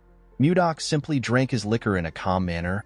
Luia and Jake were shocked to see that he wasn't drunk at all. Our boy dropped the mug on the table. He wondered if he was able to drink well because it had been a while since he had a drink. The moment he thought of this, he heard a loud sound. He quickly looked down. He smiled when he saw what was on the ground. He saw Max on the ground. The man had collapsed from drinking too much. Mudok said that he won. Everyone was shocked to see that Max actually lost. Our boy stood up. He said that everyone must gather at his castle in exactly 5 days. With a serious look on his face, he told them that he wants to see if they are the kind of people who keep their promises. 5 days later, we are taken to Mudok's castle. We see our boy on his throne. He was surprised to see the people in front of him. The people from the tavern were all gathered there. He told them that he did not expect them to come. He did not expect them to actually keep their promise. Max told him that they definitely keep their promises. Before he could go on, Mudok cut him off. Since they all knew who he was, our boy decided to go straight to the point. He told them that he will give them 10 days to prepare to move. Everyone was confused by Mudok's words. Our boy asked them to give him an answer. Luia asked him if they will all come and live in the castle with him. Mudok asked her if she really thinks that all of them will be able to live in the castle. Luia reminded him that he told them to pack their belongings. Mudok told her that he never said that they would live at the castle. With a smile on his face, our boy revealed to them that they are going to migrate to the north. Everyone was shocked to hear this. Mudok revealed to them that he has been wandering around for the past 5 days. He told them that he found a place in the north that could easily support 10,000 people. He said that they will no longer live scattered. He told them that they can live as one. The people were skeptical about Mudok's idea. Max revealed to our boy that the place he is talking about is currently inhabited by groups of ice ogres.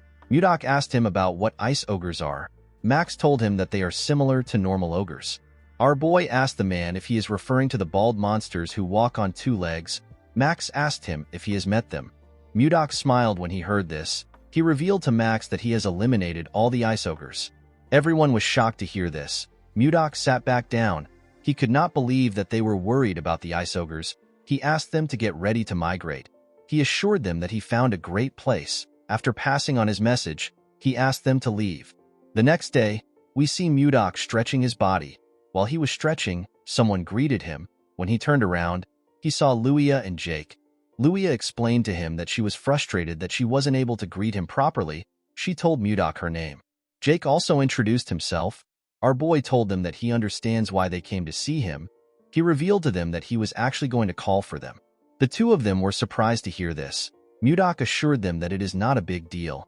He asked them to not be too nervous. With a smile on his face, he asked them to follow him. Our boy took the two of them to another part of the castle. When they arrived there, Luia and Jake saw something shocking. They saw the hatchlings of the ice wyvern. Luia was annoyed to see that it was Mudok who snatched the eggs. She asked him if he knows how hard they worked to get them. She asked him about why he did such a thing. With a smile on his face, Mudok asked them to tell him the person who saved them that day. Luia and Jake did not know what to say. When Jake tried to scold Mudok, he cut him off. He asked them to take the ice wyverns away. Luia was shocked to hear this. She asked him if he is certain. Mudok explained to her that he thought about raising them, but they eat too much and are very loud and noisy. He said that he can't think straight with them around. The wyverns were just too much for our boy. Luia told him that there is no point in taking the wyverns now. This is because wyverns perceive the first person they see after hatching as their mother. Mudok was annoyed to hear this. He could not believe that he had to continue taking care of this troublesome monsters. Jake asked him to stop spouting nonsense. He told him that ice wyverns are precious. Luia explained to him that ice wyverns are larger and stronger than most monsters. She told him that he has the opportunity to raise very powerful creatures. Jake said that he would have properly trained the wyverns and comfortably flew to Texten. Mudok asked him about where Texten is. According to Jake, Texten is located 1,000 kilometers west of Carolon. It is the second capital of the Gaia Kingdom.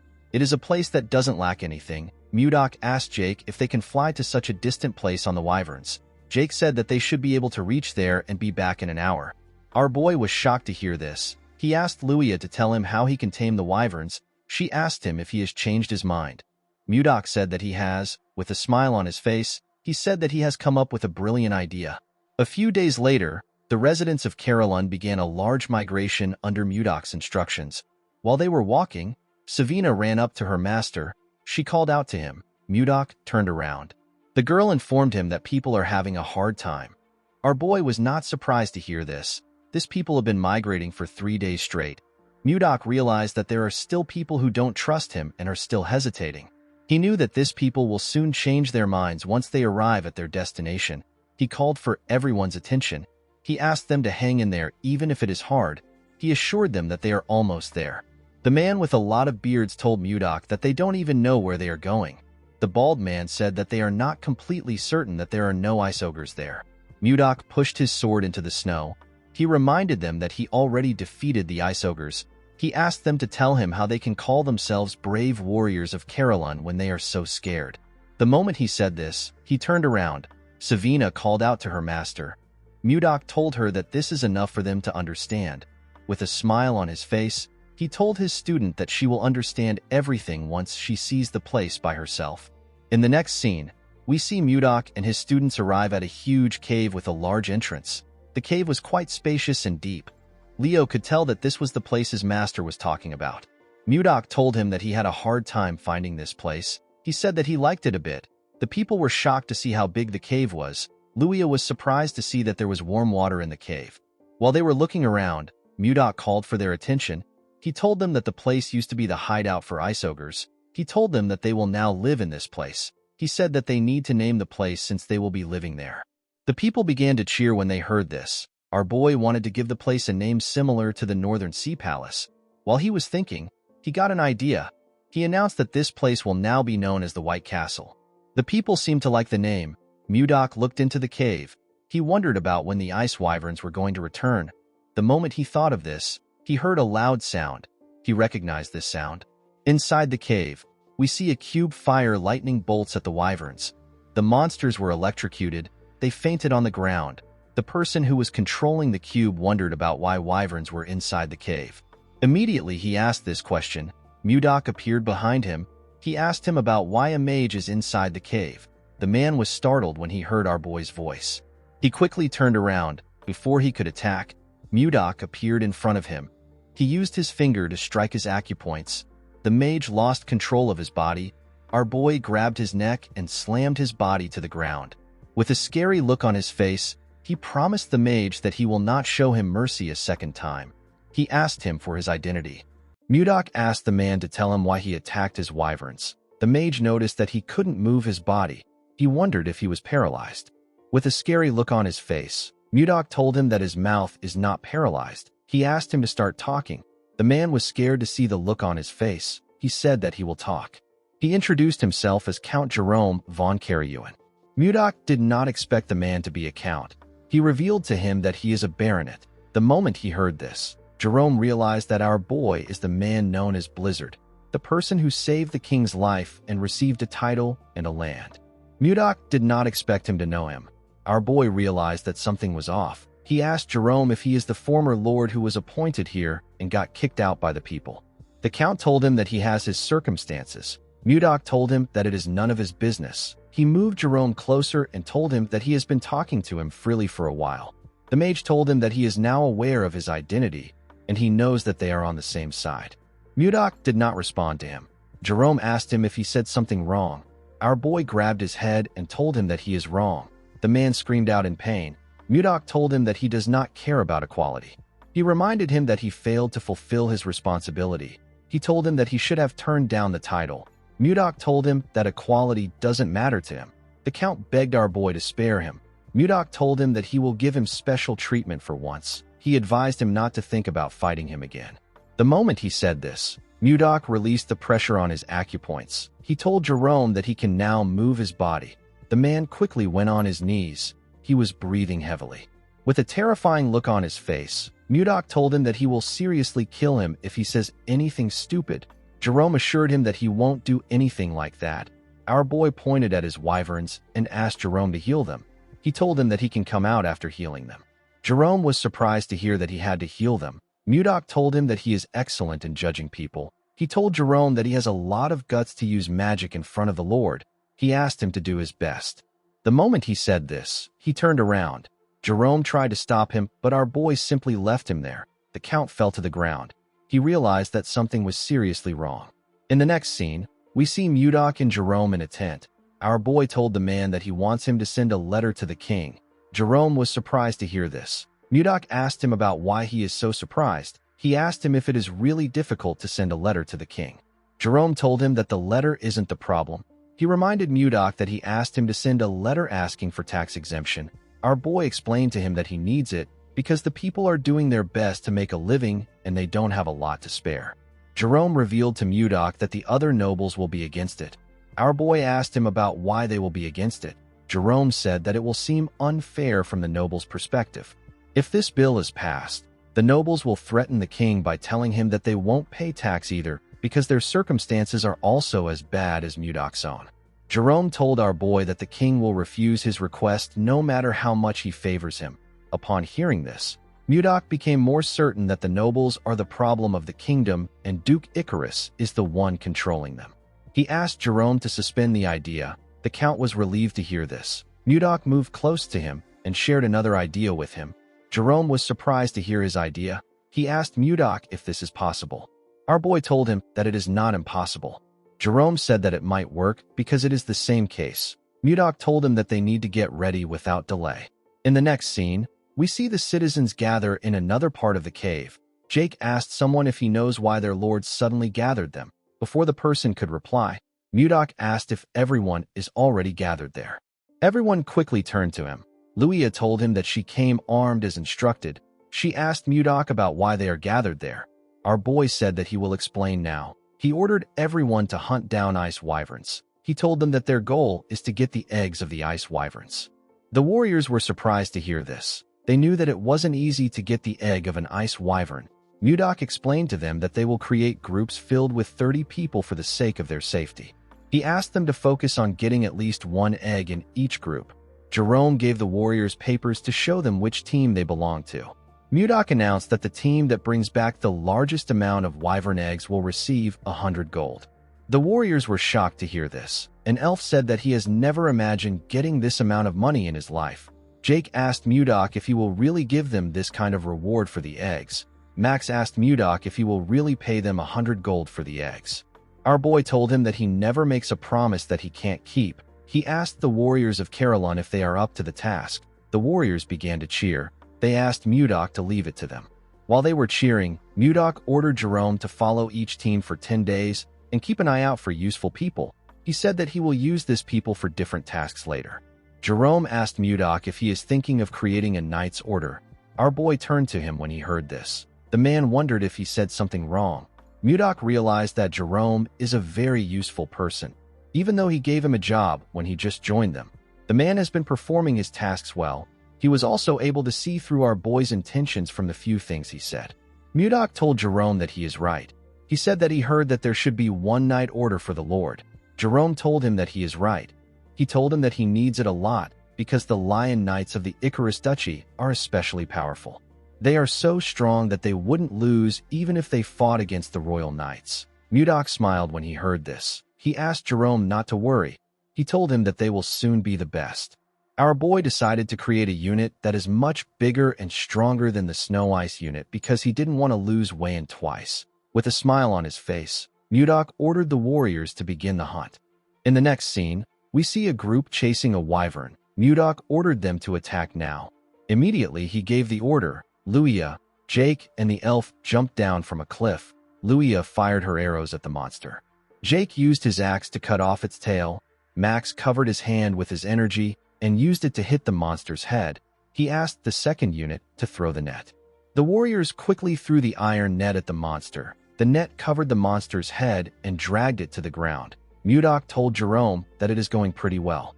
The man said that they have been hunting for days. He said that their hands and feet are already in a perfect sync. Jerome found our boy's idea to be bold. He never thought about stealing the eggs of the ice wyvern and taming it while it is still a baby. If everything goes well, they will be able to transport and sell hunting loots like leather and bones to distant cities with the help of the ice wyverns.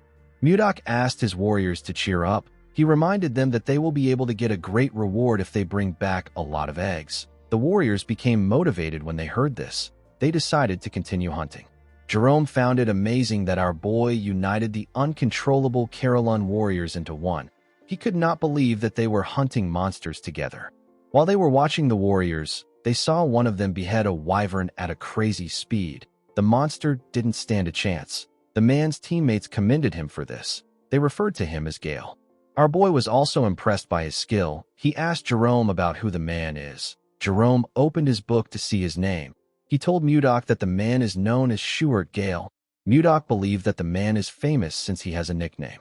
Jerome told him that he is correct. He said that Gale is the hero of the commoners. He raids evil noble houses and gives the raid loot to the poor. Mudok asked Jerome to tell him why a guy like this is here.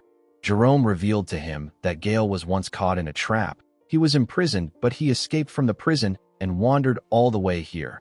Mudok could tell that the man was a decent person from the way he interacted with the locals.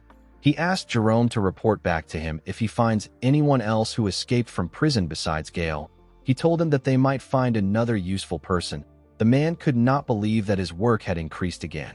In the next scene, we see Mudok addressing the warriors in the cave. He commended them on their efforts in hunting the ice wyverns. He said that they have collected enough wyvern eggs. He assured them that he will give them the rewards he promised. The warriors began to cheer when they heard this. Max raised his hand to ask Mudok a question. Our boy asked him if something is wrong. The man said that he would like to know why he ordered them to get the wyvern eggs. Mudok realized that everyone was probably wondering why he asked them to gather wyvern eggs. He reminded them that ice wyverns recognize the first thing they see when they hatch as their mother. He said that he wants to tame the monsters using this method. He revealed to the warriors that he plans to use the tamed ice wyverns as transportation. The loaded wyverns will transport their goods to each country. Someone asked Mudok about which goods they will be selling. Our boy said that the first thing he can think of is leather. With a smile on his face, Mudok told them that their main product will be the Ice Ogre tribe. Max and the other warriors were shocked to hear this. Max asked his lord if he is planning to kill them. Luia said that she is not yet ready to die. Mudok ordered his warriors to calm themselves. They quickly closed their mouths. Our boy asked them to tell him the person who wiped out the ice ogre that had been lurking around this white castle not too long ago. The men told him that it was him. Mudok told them that they are correct. He asked them if they really believe that he is going to allow them to become an ogre's food. The warriors realized that things are different from before. They believe that things will work out with their current lord. Mudok asked them if they are interested. The warriors shouted that they are. Our boy told them that he will give them the rewards like he promised. Before he could say anything else, one of his disciples ran to him. The boy called out to him. Mudok told Leo that he is still talking. He asked him about what is happening. Leo apologized to his master. He told him that it is something urgent. While breathing heavily, the boy revealed to Mudok that Savina is dying. Our boy was shocked to hear this. The scene shifts, and we see the other two disciples with Savina. The girl was shivering on the ground. Luffy covered her with a jacket. Sabina thanked him for the jacket. Annie was sad to see that Savina was still shaking. Luffy asked her to hang on. He told her that their master will soon arrive. The moment he said this, Mudok asked them about what is going on. The children quickly turned around when they heard their master's voice. Mudok quickly checked the girl's body. He was shocked to see that her body was in such a terrible condition. Savina told her master that everywhere is so cold. Mudok asked his students to tell him how she became sick. He asked them to tell him in detail.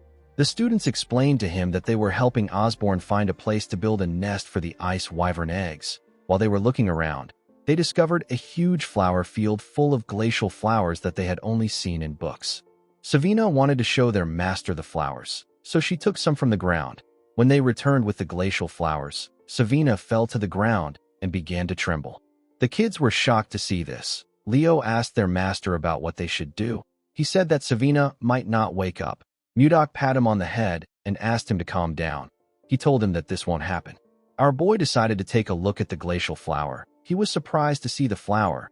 He was certain that this was the snow ice flower. He could not believe that this was what they were calling the glacial flower. This flower is the one and only elixir of the North Sea and the Central Plains. Mudok wondered about how it was in this world. His students asked him to save Savina. Our boy decided to think about the flower later.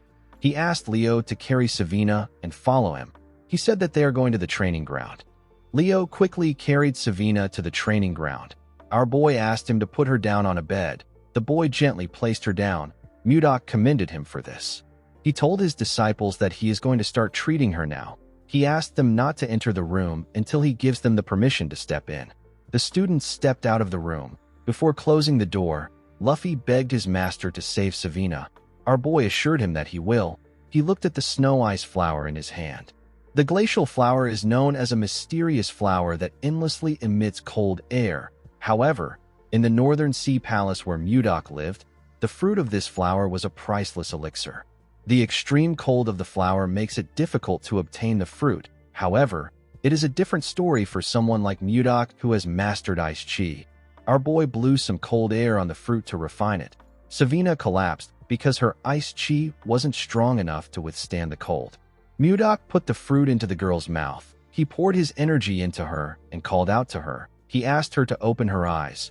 The moment she heard this, Savina opened her eyes and raised her head. She was surprised to see her master in front of her. As our boy poured his energy into his student, he spoke to her through telepathy. He asked her to sit up straight and try to circulate her chi. Savina accepted his order. She quickly began to circulate her energy. The cold energy went round her body. Mudok noticed that the cold chi in her body has completely stabilized thanks to the circulation of her internal energy.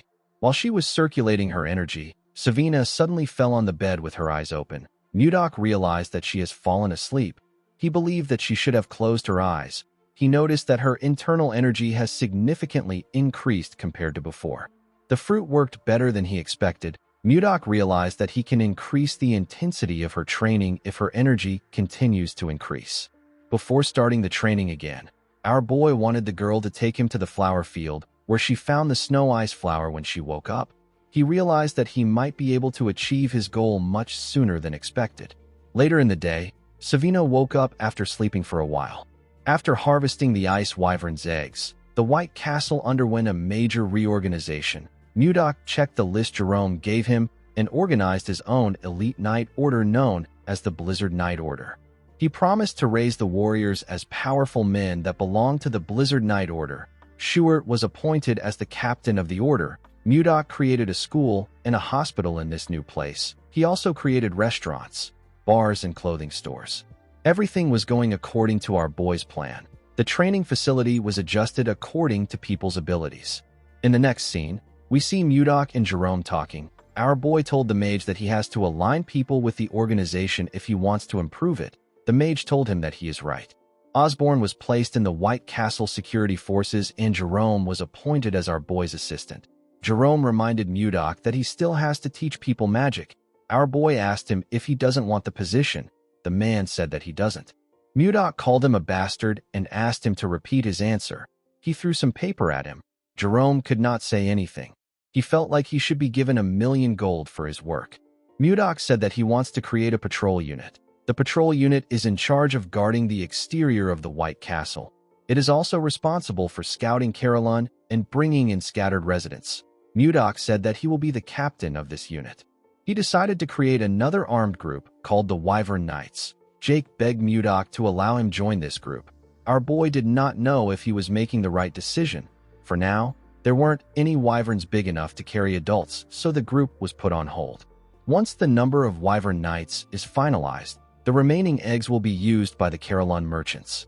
Mudok told Luia that it is a secret that he is the chief of the merchants. He told the girl that she will act as his proxy. Luia accepted his offer. A few days later, we see Jerome running somewhere. He was carrying a briefcase. He remembered that Mudok told him that he will reduce his workload. He wondered about how troublesome things will be today. While thinking, he stepped into a room. He apologized for being late. Max asked him not to worry. He said that the meeting just started. When Jerome looked around, he noticed something odd. Savina was also in the room. He remembered that the girl was unwell recently. He wondered why she was there. Mudok asked him to sit down. He asked Osborne to continue his report.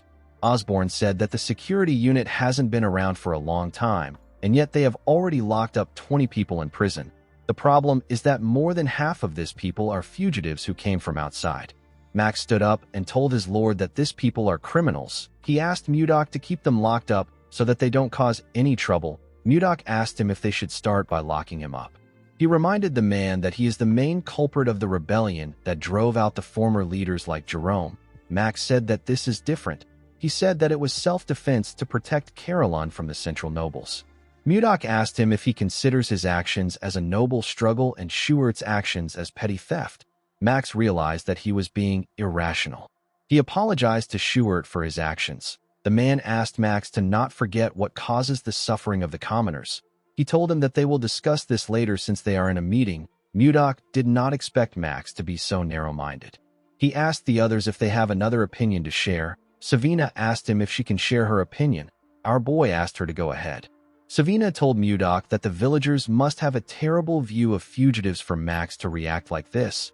Our boy agreed with her. The girl reminded him that they have to start ogre hunting tomorrow. Mudok asked her about what this has to do with anything. Savina suggested that they put the prisoners at the forefront of the hunt. Everyone was shocked to hear this. Mudok actually liked the idea. He asked Savina to keep talking. In the next scene, we see an ogre screaming in the forest. A man with some bandages on his face informed Schuert that they could have lost the ogre. This man is Lenin. He is a grade 1 escapee. There was a huge man holding an axe behind Schuert. This man is Gregor. He is also a grade 1 escapee. Schuert ordered the men to attack the ogre once they get far enough. He asked them to erase the monster's tracks and attack it. The men accepted his order. While the ogre was looking around, Lenin and Gregor charged at it from behind. They landed their attacks on the monster's back. The ogre screamed out in pain. It quickly turned around. Gregor asked Lenin to watch out. He told him that a counterattack is coming. The monster swung its huge club at Lenin. The man was surprised to see its club coming towards him. He realized that it was too late for him to dodge. Before the club could hit him, Schuert charged at the monster. He ordered Lenin to get down. Lenin quickly bent his head to dodge the attack. Schuert used the opportunity to land multiple attacks on the ogre. The monster screamed out in pain. While it was screaming, Schuert and the men charged at it. They used their weapons to tear the ogre apart. The scene shifts, and we are taken back to the time that Savina suggested that they put the escapees at the forefront of the hunt. Mudok really liked her idea. Osborne asked her if she wants to send them to the front lines and get rid of them. He told her that her plan is very extreme. Savina shook her head. She explained to the man that it will be much more humane than locking them up in prison. She reminded him that her master is going to join them. She told Osborne that her master is not someone who discards manpower so easily. With a smile on her face, Savina told the men that people's perceptions of the escapees will start to change once they fight with them. The scene shifts, and we are taken back to the present. We see the rest of the group arrive to the hunt. They were all looking at the ogre that Schuert caught with the men. Schuert asked Lenin if he is okay. The man said that he can still manage even though it was close. With a smile on his face, a man told the captain that Lenin is bluffing again. Lenin told the man that he barely dodged the attack. He told him that it was like the time he threw his pickaxe at the prison staff and got slammed. The man asked him to stop joking around. Gregor placed his hand on his friend's shoulder and told him that they got a hefty reward. He told him that they need to celebrate with a round of drinks. Lenin told his friend that they need to take this chance to make a fresh start. He told Gregor that he won't pay no matter how he tries to sweet-talk him. Gregor laughed when he heard this. He told his friend that he got smacked too hard. Mudok smiled when he saw how they interacted with one another. He could tell that they have built up their teamwork through cooperation. He couldn't believe that his disciple thought of this idea. He realized that he made the right choice by accepting her as his disciple. While Mudok was watching the man, we see something watching him from the distance. The monster was carefully watching him as if it was cautious of him. In the next scene, we see one of the hunting groups tracking an ogre. A man asked another man with a mask to slowly fall back in the direction of the ambush. One of them heard a sound coming from the woods. He asked the masked man if he heard it too. The man raised his bow. He said that he will fire a few shots. He asked his teammates to get ready. The other men quickly took a stance. The man fired his arrows at some trees. He and his teammates waited for something to come out. Fortunately for them, nothing happened. The masked man was relieved to see this. The other man said that it must have been the sound of falling leaves rustling in the wind. The masked man told him that he must be right. He moved close to a tree to retrieve his arrows. He asked the other men to retrieve the rest of the arrows and search another area. Before he could take out his arrows, a huge monster came out from behind the tree. The men were terrified to see the monster. The scene shifts, and we see Mudok outside with Jerome. He informed Osborne that the residents are no longer afraid of ice ogres. Osborne told him that they are all ready to hunt. Jerome told our boy that it is all thanks to his leadership. While looking at the corpse of an orc, Mudok ordered Jerome to make sure that no one moves ahead without orders. Jerome accepted his orders. Mudok asked him if the conditions of the other monsters is still being investigated. Jerome told him that there is still more data that needs to be organized. While they were talking, we see one of the men that encountered the monster talking to Osborne. The man was using a stick to support himself. He informed Osborne about what happened. Osborne asked him if the men are unharmed. The man informed him that the men are not dead. They were simply injured. They are currently being treated at the infirmary. Mudok asked Osborne if something is wrong. The man revealed to him that something serious has happened. He explained to our boy that a new monster has appeared, and it is different from the ice ogres. Our boy was surprised to hear this. The wounded man explained to Mudok that two of their members who went to investigate monster activities were attacked by the monster. Mudok asked the man if he is certain that it wasn't an ogre. The man assured him that it was a different species. Our boy asked him to describe it. The man told him that the monster's body was covered in white fur, and it was incredibly huge. It was over 3 meters tall. He told Mudok that ogres are stupid. This monster was way more intelligent than them. While the man was talking, something screamed in the forest. Mudok immediately told Jerome that the hunt is over. Jerome asked his master if he plans on going by himself. Our boy told him that he has to do it himself. He asked Jerome and Osborne to follow him once the area is secure. The men accepted his order. Mudok ran into the forest at a crazy speed. He realized that he knew this monster that the man described. He was certain that he had heard an explanation from Edmund before. He remembered the time Edmund asked him if he was a Yeti. While Mudok was running, he activated a skill known as Mind's Eye and used it to scan the forest. He quickly found the monster he was looking for. Our boy landed on a tree. He took out his sword and charged at the monster. The monster became terrified when it sensed someone coming towards him. He quickly raised his hand to block our boy's attack. He was able to block it with his thick fur. Mudok was barely able to cut him. He noticed that his attack bounced right off the monster. He could tell that his body was very tough. Now that our boy was looking at it, he became certain that this monster is a Yeti. Mudok noticed that the Yeti that was roaring earlier was now frozen stiff like a scared wildcat. Due to the way the monster reacted, our boy realized that it could sense the weight of his martial power. The look in his eyes shows that he is scared. Mudok considered sparing the Yeti out of curiosity, but he couldn't keep someone who harmed his people alive. Our boy raised his sword and asked the monster to be born as a human in his next life. He jumped and charged at the Yeti. The monster was scared to see him coming towards him. He covered his hand with an unknown energy before Mudok could strike him. When Mudok's sword got close to the monster, it destroyed everything around him and cleared the area. Our boy believed that he had won the fight, but he was wrong. When he looked at the ground, he didn't see anything there. He recalled that the Yeti suddenly emitted a light and vanished along with his energy just before it was struck down. Our boy wondered about the kind of magic the Yeti used. He recalled that the light was green. He remembered that he heard something about this from Luffy when he first came to this world. Mages of the 5th circle or higher can use space travel magic called teleportation. Most mages stay at the 1st or the 2nd circle. Mudok understood that the 5th circle must be something between the transformation realm and the profound realm in the cultivation world. He could not believe that a monster covered in white fur used such an extraordinary magic. Of course, this didn't really matter to Mudok. Even if it was spatial movement, our boy could still catch up to it. He turned around and fired his energy in the direction of the monster. He tore through the forest with his ice chi. Unfortunately, the Yeti still escaped. Mudok did not expect a big monster like that to run off like a rat. He could still sense the Yeti's presence nearby. Even though it was teleporting, it couldn't get very far from our boy. Mudok could tell that the monster was about 1.5 kilometers away from him. While looking around, our boy felt something. He carefully placed his leg on a tree. He sensed a cave below. When he arrived at the entrance of the cave, he saw something shocking. He saw a huge library. He could not believe that there is a library in the middle of this snowy field. While he was looking around, he found the Yeti behind a shelf. He told the monster that he should make some efforts if he is going to hide. The Yeti begged him not to come closer. Mudok assured him that he is not going to eat him. He asked him to calm down. He asked the Yeti if he is a human. The Yeti told him that he isn't. He said that he is a great warrior of horse. He told him that his name is Condal. Our boy wondered if he had heard about a warrior of horse. Jerome appeared behind him and told his master that it is a term that means Yeti. Mudok commended Jerome on finding this location. The mage informed his master that there were signs of destruction nearby. He told him that something like that would be impossible for anyone except his master. Jerome thought that a natural disaster occurred when he saw what his master did.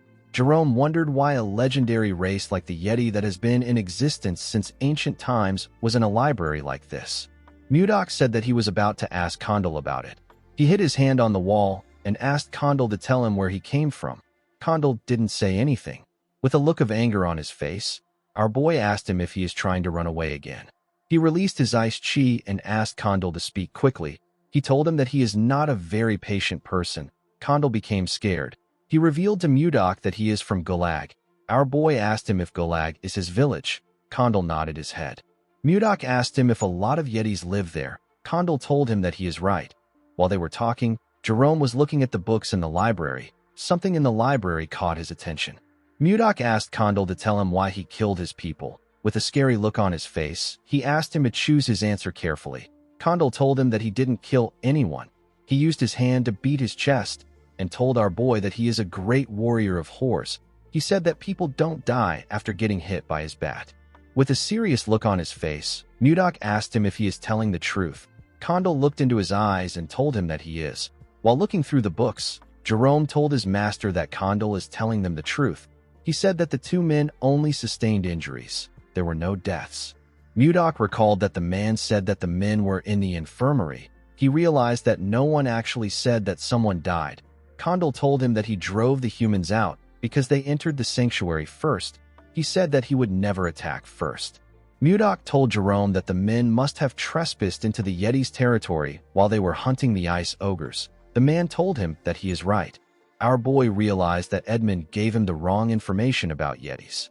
He called Condal Kongdao and asked Jerome to heal his injuries. Jerome corrected his master on his pronunciation of the Yeti's name. While Jerome was healing him, Mudok called out to Condal. With a smile on his face, he asked Condal to tell him where his sanctuary is. He told him that he will firmly warn his people so that they don't trespass again. Condal was very happy to hear this. With a scary look on his face, Mudok told Condal that he has been speaking informally to him the whole time. He asked him if he doesn't know how to use honorifics. The Yeti did not know what honorifics meant. Mudok asked him to forget about it. He didn't see the point in taking it serious with someone who couldn't speak properly. Jerome informed his master that the treatment is complete. Our boy told him that they need to return now. Jerome called out to his master. Mudok asked him if something is wrong. Jerome told him that he has a request to make. The scene shifts, and we are taken to Barhan. We see Edmund ask Charles to tell him the amount of time that has passed since the promise date. The man told him that it has been 3 months. Edmund called out to his assistant again. The man turned to him. Edmund fell to his knees and said that their merchant association is finished. Edmund told his assistant that Mudok made him a promise. In his very stupid imagination, Mudok held his beard and asked him to hold on for 3 months. He told him that he will send someone. Henry wondered if there was such a romantic mood in the air when Mudok was speaking to his leader. Edmund began to cry. He told Henry that he has not received any word from our boy. Henry asked him to calm down. He told him that Mudok isn't someone who would break his promise. While he was talking, he noticed that a huge shadow covered him and his leader. Edmund and Henry quickly looked up. They were shocked to see a wyvern coming close to them. The two of them quickly moved back. When the wyvern landed, Edmund heard a voice call out to him. Edmund immediately recognized this voice. When he looked at the wyvern's back, he saw Savina. With a smile on her face, the girl told the man that the ice has arrived. Edmund was extremely happy to see a huge bag containing ice. He said that he knew that Mudok would come through. Henry was shocked to see Savina getting off the ice wyvern. It is a monster whose strength rivals an entire night squad. He couldn't believe that they were using this powerful monster for ice delivery. He wondered about what our boy was doing in the north to be able to control an ice wyvern. While looking around, Savina remembered something. She stretched out her hand to give Edmund a letter. She told him that her master asked him to give the letter to a certain person. Edmund smiled when he heard this. He knew who Mudok was talking about. The scene shifts, and we are taken to the palace. We see Princess Ishilda drinking tea outside. She was drinking it with someone. The boy thanked her for accepting his invitation. He told her that she grows more beautiful with each passing day. Ishilda thanked Justin for his compliment. He took a sip of his wine. He realized that the princess is still as cold as ever. She wasn't even giving him a fake smile for formalities. Justin believed that it wouldn't be fun if the princess gave in too easily. He was certain that he could change her indifferent behavior. While he was thinking, a maid rushed to meet the princess. She told her about something. Ishilda screamed out when she heard that she received a letter from Mudok. Justin stood up and spat out his drink when he heard this. The maid informed Ishilda that the letter is in the study. Ishilda quickly stood up and asked the maid to follow her. Justin asked the princess if she is already leaving. He reminded her that he rushed here in the morning to see her. With a cold look on her face, Ishilda told him that she heard that he trained so much that even a day isn't enough. She asked him not to waste his time. She asked him to head back to his house. She turned around and asked the maid, whose name is Lenshia, to follow her. Justin grit his teeth when he saw this. When he saw how beautiful Ishilda's hair was, he became enraged. He slammed his hand on the table and called Mudok a bastard. The scene shifts, and we are taken to Ishilda's study. We see her reading the letter. Our boy asked her about how she has been. He told her that he has been doing well thanks to her lucky charm. Ishilda blushed when she remembered the kiss. Mudok told her that the northern lands is a nice place to live in. He said that there are sparkling crystal caves and warm hot springs. He revealed to her that they built a city called the White Castle inside a warm cave. He told Ishilda that it is a very beautiful place, but it has one big flaw. The flaw is that she is not there with him. He said that this makes the place feel really empty. Mudok told her that he wants to give her a small gift to show her how he is feeling. When Ishilda looked down, she saw something shocking. She saw a flower made from ice. She held the flower close to her chest. She wondered why she was always thinking about our boy. She took a look at the flower again and made a decision. She decided to meet Mudok directly. The scene shifts, and we are taken to the White Castle. We see Mudok making an ice flower. He was wearing a white fur coat. The flower broke in his hand. He found it odd that he was good at smashing things, but it was difficult for him to make delicate items like this. While he was thinking, Jerome ran to him. He called out to his master. Mudok asked the mage to tell him why he is making such a fuss. He asked him to tell him what happened. Jerome told his master that he needs to come to the office right now. He said that he has made a huge discovery. He told Mudok that it is a once-in-a-lifetime event. Mudok asked him to calm down. He told him that he will follow him. He poured the ice shards on the numerous ice shards next to him. Those were the ice shards from the previous ice flowers he tried to make.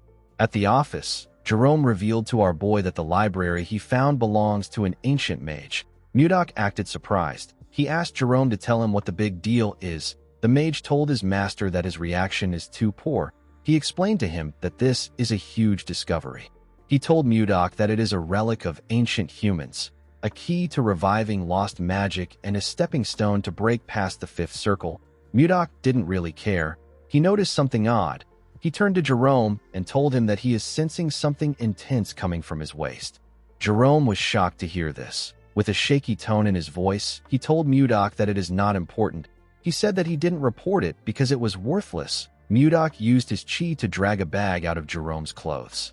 Jerome became scared. With a smile on his face, our boy told the mage that he needs to see it since he is trying so hard to hide it.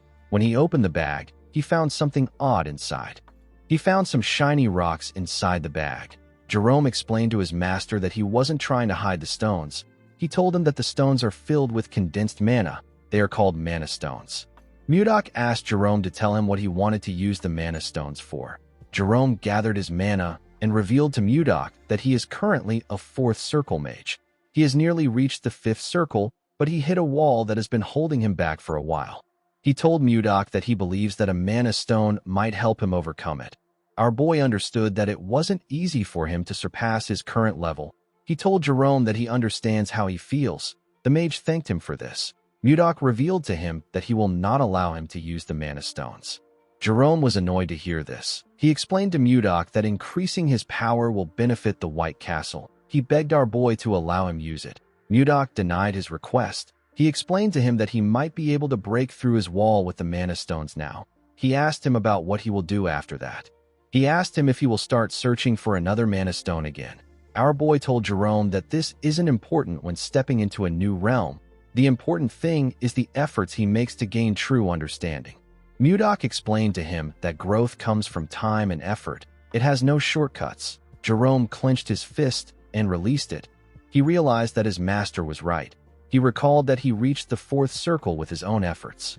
Jerome remembered someone telling him that magic isn't something he can learn in a hurry. The man told him that he will be able to understand what magic is as he slowly progresses. Jerome told Mudok that he started forgetting his grandfather's words without realizing it. Mudok was relieved to see that Jerome understood him. He was already ready to beat his intentions into him. He asked Jerome to tell him what they can use the stones for apart from increasing his ability. The mage revealed to him that it can be used in almost every magic. It is extremely versatile. It can be used in mana amplification, barrier shields, and even communication spells. Mudok was shocked to hear this. He asked Jerome if a person can communicate without a mage with the mana stones. Jerome told him that he is correct. He explained to him that someone without magic can communicate with it, as long as he casts communication spells on the mana stone. He told Mudok that this is a high-quality mana stone. They can use it to communicate all the way to the Zeba Empire across the sea. Our boy picked up a cup and asked Jerome if he knows the most important thing in governing a country. Jerome said that he is not sure. Our boy revealed to him that it is the speed of information. He told him that the country that gathers and delivers information faster can change the game. He ordered Jerome to turn all the mana stones into communication stones. The scene shifts, and we are taken outside the White Castle. We see Mudok, Jerome, and Osborne standing outside. Jake called out to our boy with the mana stone and asked him if he can hear him. Mudok and Osborne were surprised to see this. Our boy told Jake that he can hear him clearly. He asked Jake about how far he has gotten. While riding a wyvern, Jake told Mudok that he is 10 kilometers above the plains from the White Castle. He told our boy that he can hear him perfectly. Mudok was happy to see that the signal did not have any interference. He said that the communication stones test is a success. He announced that they will use the communication stones to stay in contact from now on. The moment he said this, he heard Jake saying that the wyvern is amazing. Jerome and Osborne became worried when they saw that the boy interrupted their master. He asked the wyvern to do a triple spin nosedive. Our boy was annoyed to hear the boy's voice. He ordered him to come back. He squeezed the communication stone and ordered Osborne to increase the training intensity when Jake returns. Jerome begged his master not to break the communication device. Before Mudok could break it, someone called out to him. When he turned around, he saw some wyverns landing in front of the White Castle. The person who called out to him was Savina. The girl told him that she is back. Mudok was happy to see her. He asked her to come in. In the next scene, we are taken to the meeting room. We see everyone seated. All of them now had new white uniforms. Mudok was reading a letter in the room. Savina asked her master if there is something wrong with Edmund's letter. Mudok told her that there isn't. He revealed to her that he asked Edmund to send him information about the political climate of nearby countries. He said that Edmund talked about it in great detail. Mudok noticed that a particular name was mentioned a lot of times in the letter. The name is Anos. The name felt strange to Mudok. He asked the people there if they know anything about Anos. Schuer was surprised to hear the name. He told Mudok that he has never seen Anos himself. He said that people say that he is a grand sword master. Everyone was shocked to hear this. Mudok didn't know how to react. The members could not believe that there was someone more powerful than a sword master. They thought that there wasn't a single person on the continent that was above a sword master. With a terrifying tone in his voice, Mudok ordered his men to keep quiet. Everyone quickly shut their mouths. They were all scared. A grand sword master is at the realm of harmonization in the Central Plains. Someone in the realm of harmonization would be able to create a sword manifestation. Mudok was disappointed when he found out that there were only 10 people who could use sword aura in this world. To a warrior like him, a life without worthy opponents is very dull. He could not believe that a master of the harmonization realm has shown up. Even though the person wouldn't be a match for him, our boy was still excited. He wanted to meet the strongest person in this world.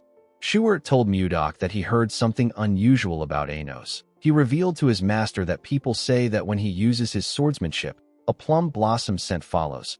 Mudok was shocked to hear this. He knew about a swordsmanship that releases the scent of plum blossom. He knew that only people of the Manhwa sect are capable of using such techniques. A realization dawned upon Mudok. He realized that someone else from the Central Plains might have crossed into this world. The scene shifts, and we are taken to the time when Mudok unified the Central Plains. We see him trying to touch a plum blossom with his hand. He told someone that the Manhwa sect uses a sword technique that gives off the scent of plum blossom. Mudok told the man who he held up with his ice that his swordsmanship is impressive. He told him that he simply chose the wrong opponent. The man's name is Zhang Pengjin. He is the head of the Manhwa sect. Pengjin grit his teeth and called our boy a bastard. He told Mudok that the outcome would have been different if his disciple was here. Mudok asked him if he is referring to the disciple that ran away a few days ago. Pengjin told Mudok that his disciple didn't run away. With a look of anger on his face, he said that his disciple suddenly disappeared during his secluded training. It was as if he vanished from the world. At the time, Mudok thought that this was a ridiculous excuse, but after coming to this world, our boy began to believe what Pengjin said. He wondered if Pengjin's disciple is actually Anos. Jerome asked Mudok if this is everything the letter said. Our boy told him that there is nothing really important in the letter. He told his cabinet that he was told that the kingdom sent an inspection team. Everyone was shocked to hear this. Jerome asked Mudok to tell him if something is wrong. Mudok did not understand why he was panicking. He asked him if it is a big deal. Jerome told him that it is. He explained to Mudok that there are only two reasons why an inspection team visits. It is either a royal sightseeing trip or the capture and execution of traitors. Jerome believed that they needed to be prepared. He asked Mudok about when the inspection group is coming. Our boy raised his hand and pointed outside. Jerome quickly turned around. Mudok told him that it is currently 1 p.m. He said that the group has already arrived. Outside the palace, we see a large amount of soldiers waiting. Jerome and the others were shocked to see the amount of soldiers that came. They even saw some knights among them. Justin stepped forward in an armor. He called upon Mudok and asked him to come down and receive the inspection group with proper manners. Mudok quickly appeared in front of him. He greeted Justin and asked him if his arm is now better. Justin was annoyed to see our boy mocking him. Members of Mudok's group were surprised to see him on the ground. They did not know how he was able to quickly get there. Jerome wondered about what his lord was thinking. He did not know if our boy was going to kill them and commit treason. Mudok smiled and asked the princess to come out. Ishilda asked Justin to refrain from making threats. She stepped out and took off her hood. She asked our boy if he has been well. In the next scene, we see Ishilda smiling as she looked around the White Castle. She was surprised to see how beautiful the crystal cave was. She told him that she wants to see the hot springs. Our boy asked her to follow him. Mudok found out that the inspection group came there for a royal sightseeing trip. After Ishilda read his letter, she begged her father until he let her come with the inspection group. While showing her around, Mudok told the princess that she is still as stubborn as ever. He reminded her about the lucky charm she gave him. Ishilda began to blush when she remembered the kiss. She told Mudok that the topic is off limits for now. Upon seeing how shy she was, Mudok realized that she is still the same way she was in the Central Plains. As he walked past some ice crystals, our boy realized that it has been a long journey for him. He conquered the martial world to avenge Wayan, and after a long detour, he finally met her again. Even though her appearance has changed, Mudok was simply happy that he gets to be reunited with her. Ishilda was quite happy to see the hot springs. She said that it is quite beautiful. Mudok hugged her and told her that she is even more beautiful to him. Ishilda was surprised to hear this. Our boy told her that he really missed her. He then called her Wayan. Ishilda's expression became grim when she heard this. She let go of him. Mudok immediately realized that he messed up. Ishilda asked him about who Wayan is. Mudok told her that the name accidentally slipped out. Ishilda explained to him that she likes the way he looks at her. She could feel affection from the gaze in his eyes. She said that she just realized something today. She asked our boy if his affection is directed towards her or the woman known as Wayan. Mudok was shocked to hear this. Seeing that he could not give her a response, Ishilda turned around. Before she could walk away, Mudok called out to her. Ishilda covered his mouth with her hand before he could say anything. She told him that he does not need to say anything. As tears slowly dropped from her eyes, She turned around. She told Mudok that she has already gotten her answer. Mudok wanted to stop her. He clenched his fist out of anger because he didn't know what to say. At night, we see Mudok walking in the forest. He thought about Wayan and Ishilda. He knew that Ishilda won't understand the emotions he has built up even if he explains his transmigration to her. While Mudok was thinking, we see someone watching him from a tree. The person took out a blade and charged at Mudok from behind. A large amount of blood splashed in the forest. In the next scene, we see Justin call out to someone known as Arbin. Arbin came out of his shadow and greeted him. Justin asked him about how the ambush went. Arbin told him that it was a success. Justin smiled when he heard this. At the forest, we see Mudok's pendant on the ground. The scene shifts, and we are taken to the White Castle's VIP guest quarters. We see two guards at the entrance. Inside the room, we see Ishilda crying. She told herself that she is pathetic. She could not believe that she was crying her eyes out after a breakup. While resting her head on her table, she remembered the look that Mudok had in his eyes. She told herself that Mudok is so foolish. She wanted him to try holding her back. At the entrance, we see someone walking up to the guards. The guards informed Ishilda that she has a visitor. Our girl's mood quickly changed when she heard this. She believed that it was Mudok. She quickly got dressed and opened the door for the person. Ishilda asked him about why he came there so late at night. She asked him if he came to apologize for earlier. The moment she said this, Ishilda saw something shocking. The person in front of her was holding a sword covered in blood. The person had used his sword to stab Ishilda's guards. The person turned out to be Justin. With a creepy smile on his face, the sadistic bastard asked Ishilda to pardon his late-night visit. Our girl was shocked to hear this. She quickly rushed to grab the handle of the door. Before she could touch it, Justin used his sword to cut it off and destroy the door. Ishilda was sent flying. She could not believe that the door got torn apart easily. She realized that this was a sword imbued with magic. She asked Justin to tell her the reason for his rude behavior. She asked him to tell her why he attacked the royal guards and entered her chambers without her permission. Justin told her that anyone who dares stand in a noble's way must be ready to face the consequences of their actions. He moved close to Ishilda and told her that she is the one being rude. He told her that she ignored his feelings and held on to some guy who appeared out of nowhere. Ishilda asked him to repeat what he said. She could not believe that he did all this over something so petty. She told Justin that Mudok won't sit back and let him do as he wishes. Justin found it funny that she still thought of Mudok even in her current situation. He told Ishilda that our boy is dead. The girl was shocked to hear this. Justin revealed to her that he sent an elite assassination squad after our boy.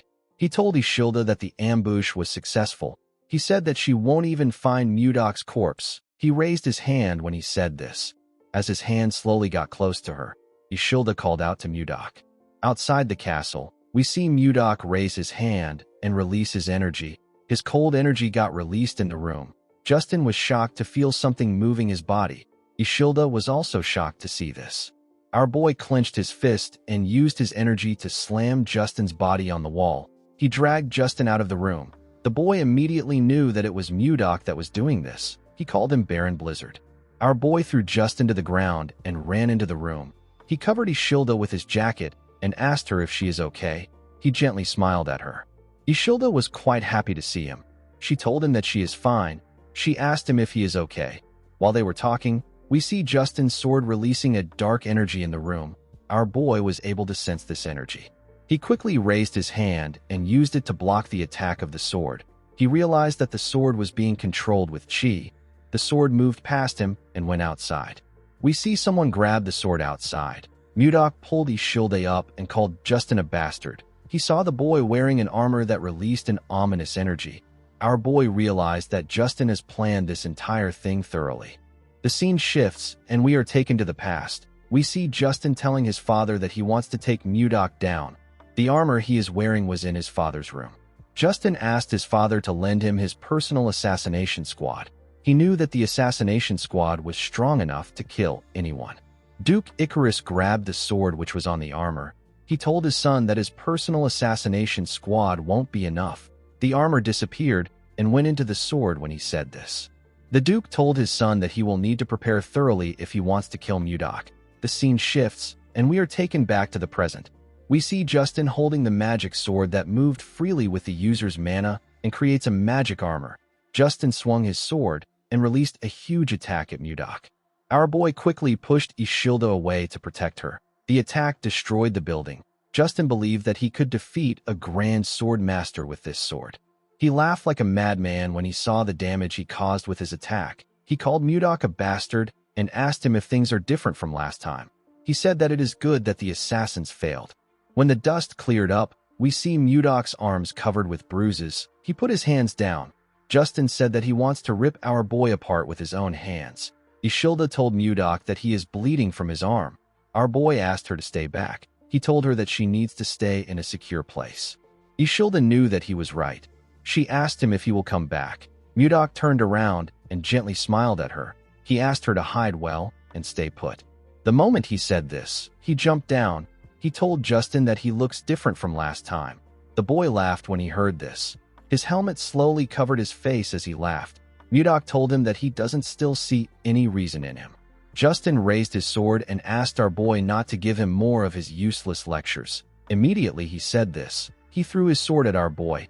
Mudok pushed it aside with a simple swing of his hand. Justin appeared in front of him the moment he did this. He swung his sword at Mudok. Our boy covered his arm with his energy and used it to block the attack. Due to the clash of their energies, they both got pushed back. Justin appeared in front of Mudok and asked him to stop his nonsense. He smiled when he saw that he was in front of our boy. He believed that he got him on the ropes. He believed that Mudok was already worn out from fighting the assassination squad. He was certain that this was the perfect time to kill Mudok. He raised his sword and told our boy that this is the end. The moment he said this, Mudok fired his energy at him and used it to knock his sword out of his hand. Justin was shocked to see that our boy fired at the same hand which he injured before. He fell on his knees and held his wrist, which had turned red. Mudok moved close to him and told him that they are at a good range. He told him that his attacks won't be able to reach the princess at their current range. Justin was surprised to see that Mudok pretended to be hit just to create some distance between them and Ishilda.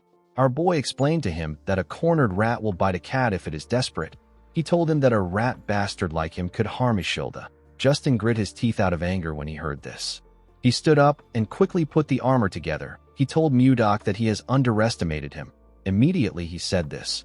Mudok placed his hand on his breastplate. He told Justin that he was actually just being cautious. He told the boy that he does not want to lose Ishilda again. The moment he said this, Mudok released his attack on Justin. His attack froze the entire cold forest. It touched everything around them. Justin fell on his knees. His armor began to fall apart. Justin did not understand what was happening. While shivering, the boy realized that something was wrong with his mana. He could not gather his mana. Mudok advised him not to waste his time trying to gather mana. He revealed to him that he destroyed his Dantian, which is also known as Energy Core. With a cold gaze in his eyes, he revealed to Justin that he will no longer be able to gather and use mana for the rest of his life. Justin was horrified when he heard this. He clenched his fist. He wanted to punch Mudok. Our boy gave him a hard slap on his face. Justin fell to the ground. Mudok asked him to live the rest of his life atoning for his mistakes. He told him that he has finally become one of the weak, even though he tormented other weak people. While he was talking, Mudok noticed that the sun was rising. He used his hand to cover his face. He seemed to be happy to see the sunrise. He said that he has wasted too much time. Mudok locked Justin and his men in prison. The boy was still traumatized by the fact that he couldn't use his mana. Since he had taken care of Justin, Mudok planned to have a date with Ishilda. Unfortunately, our boy's mood got ruined by what he saw. He saw Ishilda holding someone's hand outside. She was holding Jerome's hand. The girl smiled as she spoke to the mage. Mudok could not comprehend what was happening. 15 minutes earlier, we see Mudok asking his men to look around.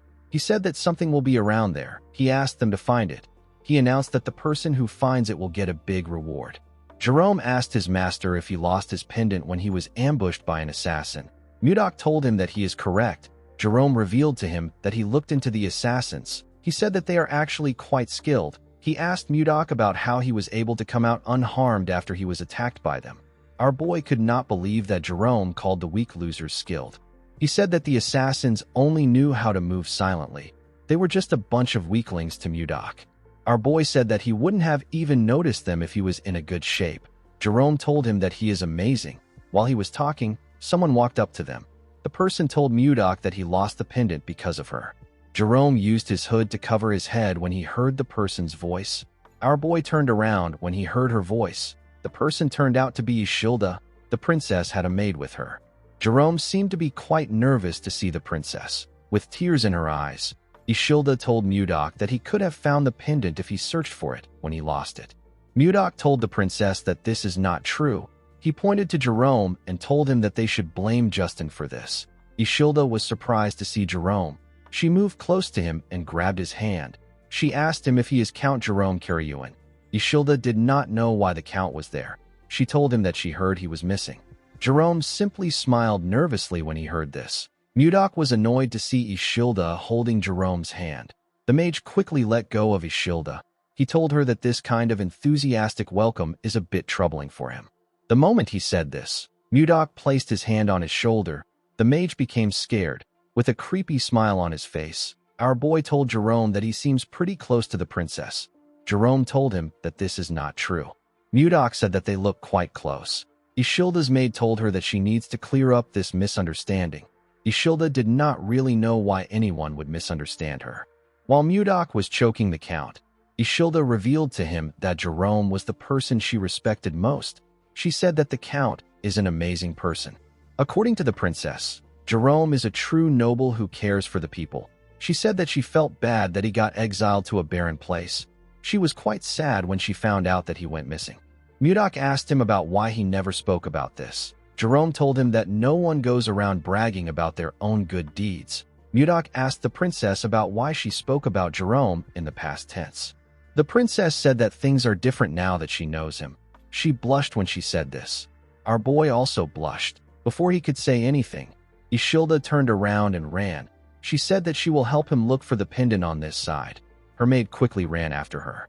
After separating herself from Mudok, Ishilda stopped to catch her breath. While breathing heavily, Ishilda looked down. She saw the pendant buried in the snow. She quickly bent down to pick it up. Her maid caught up to her when she went down. Ishilda called out to the maid, whose name is Renchia. She said that this is the pendant that Mudok is looking for. The maid did not expect her to find it. She said that she will tell Mudok immediately. While looking at the pendant, the princess remembered the look on our boy's face when he mentioned Wan. She was certain that this pendant had something to do with Wan. Renchia called out to the princess. She told her that she has the same expression as Mudok. Ishilda was quite angry when she remembered how Mudok reacted. She asked her maid if she really looked like him. The woman nodded her head at her. She told Ishilda that there is no need for her to rush. She assured her that Mudok is thinking about her the same way she is thinking about him. Ishilda stared at the pendant when she heard this. At first she was jealous, but now she is curious about the situation. She wondered about the woman who could win the heart of someone like Mudok. Ishilda gave our boy back his pendant. She was quite curious about who Wayne is. The scene shifts, and we see someone break a glass containing the lotus of love. The person turned out to be Wayne's father. Chunhak asked his daughter to move the trash away. He could not believe that she was telling him about a lotus that blooms for true love. He told Wayne that she is spouting nonsense. He reminded her that she already has a fiancé. He advised her to stop getting distracted by such stupid things. He asked Wayne to get ready for the marriage he arranged. Wayne stood up and told her father that he needs to open his eyes. She said that lovers who make the twin lotus flower bloom are blessed by everyone as soulmates. The girl was sad that her father only spoke about a political marriage even after witnessing such a miracle. She told her father that the martial alliance must matter to him more than his daughter. Chunhak was hurt by her words. He clenched his fist out of anger. Wayne reminded him that he abandoned her mother for the martial alliance. Before she could say anything, Chunhak ordered his guards to lock her up. He ordered them not to allow her go to the ice palace until the wedding is over. He asked them to keep her under strict surveillance. With tears in her eyes, Wayne called out to her father. She begged him to not do this. The girl told herself that she should have never returned there. In the next scene, we see Ishilda open her eyes. She wondered why she had such a weird dream. The scene shifts and we see Ishilda and her maid looking at a hot spring. Ishilda was still thinking about the woman she saw in her dreams. She wondered about who she was. While she was thinking, Mudok walked up to her. He asked her if something is wrong. The girl turned around and told him that she is fine. With a sad look on her face, she told Mudok that there is nothing to worry about. Our boy noticed that she was sad. He turned around and asked the princess to join him on a trip to clear her mind. Ishilda did not expect to hear about a trip. When they went outside, they saw a screaming wyvern slowly coming close to them. Rinchia went down and put her hands on her head. She was quite terrified. Ishilda was actually fascinated.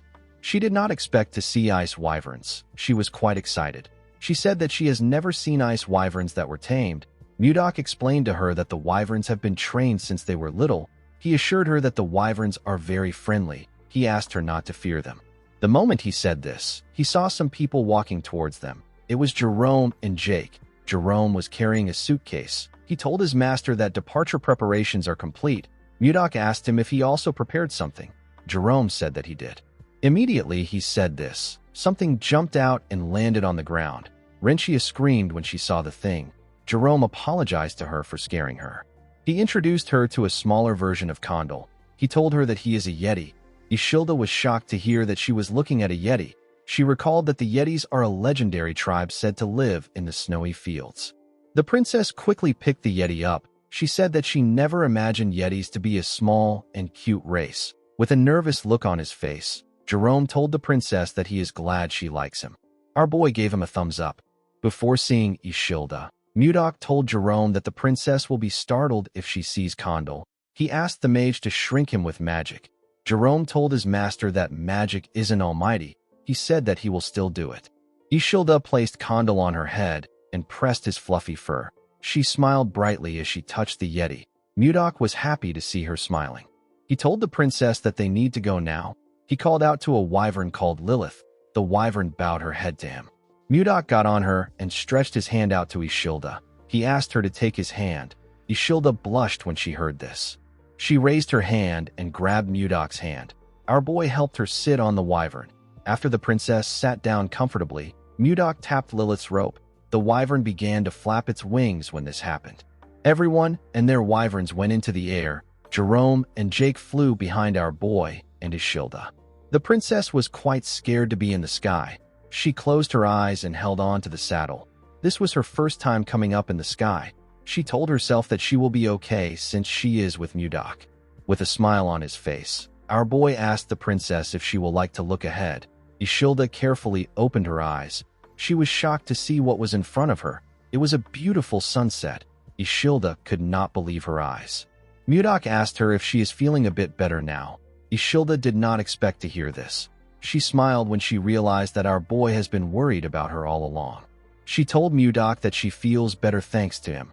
Our boy smiled when he heard this. He asked the princess to hold on tight. Ishilda did not know why he said this. Mudok made his wyvern speed up and pierce through the clouds. The scene shifts, and we see the group arrive at their destination. Luia welcomed them. She told Mudok that he should have at least sent word to her in advance. Our boy reminded her that they are far away from each other. He asked her about how they were going to contact her. He told the girl that she can report the trade matters to Jerome. Mudok told the mage that he is counting on him. Jerome was shocked to hear this. He told his master that he is basically doing everything. He asked Mudok about what he will do. Our boy said that he will be dining with Ishilda at a nearby restaurant. He asked the mage to finish everything before he returns. Luia told him that she understands. Jerome asked our boy if he doesn't get to have a say in this case. In the next scene, we see Ishilda looking at the beautiful town from a balcony in the restaurant. Mudok told her that he prepared the place for her. He asked her if she likes it. Ishilda said that she loves it. While looking around, Ishilda realized that she has seen the flower inside Mudok's pendant before. She quickly recalled that this was the lotus she saw in her dreams. While she was lost in thought, Mudok called out to her. He asked her if she is all right. The princess apologized to him. She said that she was just thinking about the strange dream she had last night. Mudok asked her about what happened in the dream. Ishilda revealed to him that there were people wearing strange clothes and living in houses that she has never seen before. In her dream, she was a woman in her early 20s, a woman with pale skin, brown hair and black eyes. Ishilda said that she always had a sad expression on her face because her father wanted to force her into a political marriage even though she already had someone that she loved. The princess laughed. and said that it was such a strange dream. Mudok grabbed his pendant and laughed with her. Ishilda revealed to him that she desperately called out to someone in her dream. She called out to someone known as Gaga. Our boy was shocked to hear this. There was only one person that called him Gaga in his entire life. This person is Wan. Ishilda noticed the look on Mudok's face. She asked him if he is all right. Our boy tightened his grip on his pendant. He said that he was simply lost in thought. He let go of the pendant and asked the princess to eat before the food gets cold. Ishilda told our boy that she wants to make a request. She explained to him that she feels like there is a distance between them every time he calls her princess. With a smile on her face, the girl asked him to call her Ishilda if it is okay with him. While looking at her, Mudok remembered Wan. He smiled when he remembered his lover. He told Ishilda that he can do this. Later in the evening, we see Mudok and Ishilda finish their food. While our boy was cleaning his mouth, Jerome called out to him. He asked him if he enjoyed his meal. He revealed to him that he has finished the work with the 1010 firm. Ishilda was surprised to hear the name of the firm. She asked Jerome if there is a place in the Drake Kingdom called 1010. Mudok realized that he messed up. He revealed to her that 1010 is not in the Drake Kingdom. It is actually in the Gaia Kingdom. Ishilda was shocked to hear this. The Gaia Kingdom is a powerful nation in the northwest of the continent. It is ruled by queens. It is also known as the country for women. The Knight Order of the kingdom is composed entirely of women. They are known to rival the Wyvern Knights of the Zeba Empire in strength. Ishilda knew that she was far from the White Castle, but she did not think that she would be in the Gaia Kingdom. She hoped that her arrival won't cause any diplomatic issues. While she was thinking, Jerome cleared his throat to remind her that he is still there. Ishilda apologized to him. She asked him to continue. The mage told her that it is fine. He revealed to his master that the ice ogre leather they are currently supplying the kingdom is quite popular. He said that Luia made a suggestion today. She asked if the Carolyn firm could build a factory here to make and sell leather goods directly. Mudok asked him if there is a need to sell products too if the leather is already selling. Jerome explained to him that the queen and most titled nobles in this kingdom are women. If they are able to make clothes and bags that the royals and the nobles like, it will become a trend. This will allow them to earn a lot more money than before. Jerome revealed to Mudok that Luia knows a famous craftsman from Carolyn.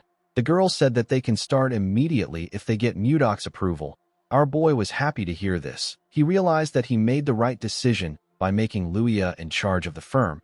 He told Jerome that he will provide all the leather they need. He asked him to start production. The man bowed his head and accepted the order. He revealed to Mudok that their leather is so popular that it sells out the same day it arrives. The moment he said this, he and Mudok heard a loud sound. Jerome raised his head and our boy turned around. They saw a building burning far away from them. Jerome was shocked to see the building burning. He revealed to our boy that their firm is in that area. He said that the fire can ride the wind and spread to their building. Our boy said that he will check it out. He asked Jerome to stay with Ishilda. Jerome asked his master if he is going alone. He told him that it is too dangerous. Ishilda told our boy that she will follow him. Mudok told her that it will only take a moment. He assured her that he will be back soon. Immediately he said this, he jumped down from the balcony. After Mudok left, Ishilda told Jerome that they need to go. The mage was surprised to hear this. Ishilda said that they can't just sit around like this. She said that they need to follow Mudok. Jerome could not believe what he was hearing. Outside the burning building, we see a woman crying about her shop. She could not believe that the shop she devoted her life to was on fire. Other vendors were also crying.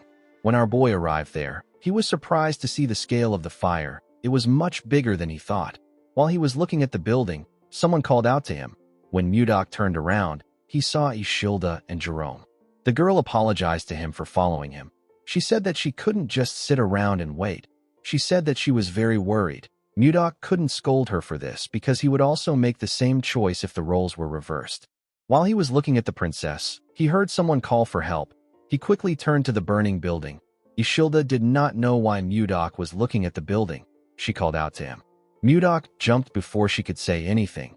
He found a window at the top floor. He broke into the building through the window.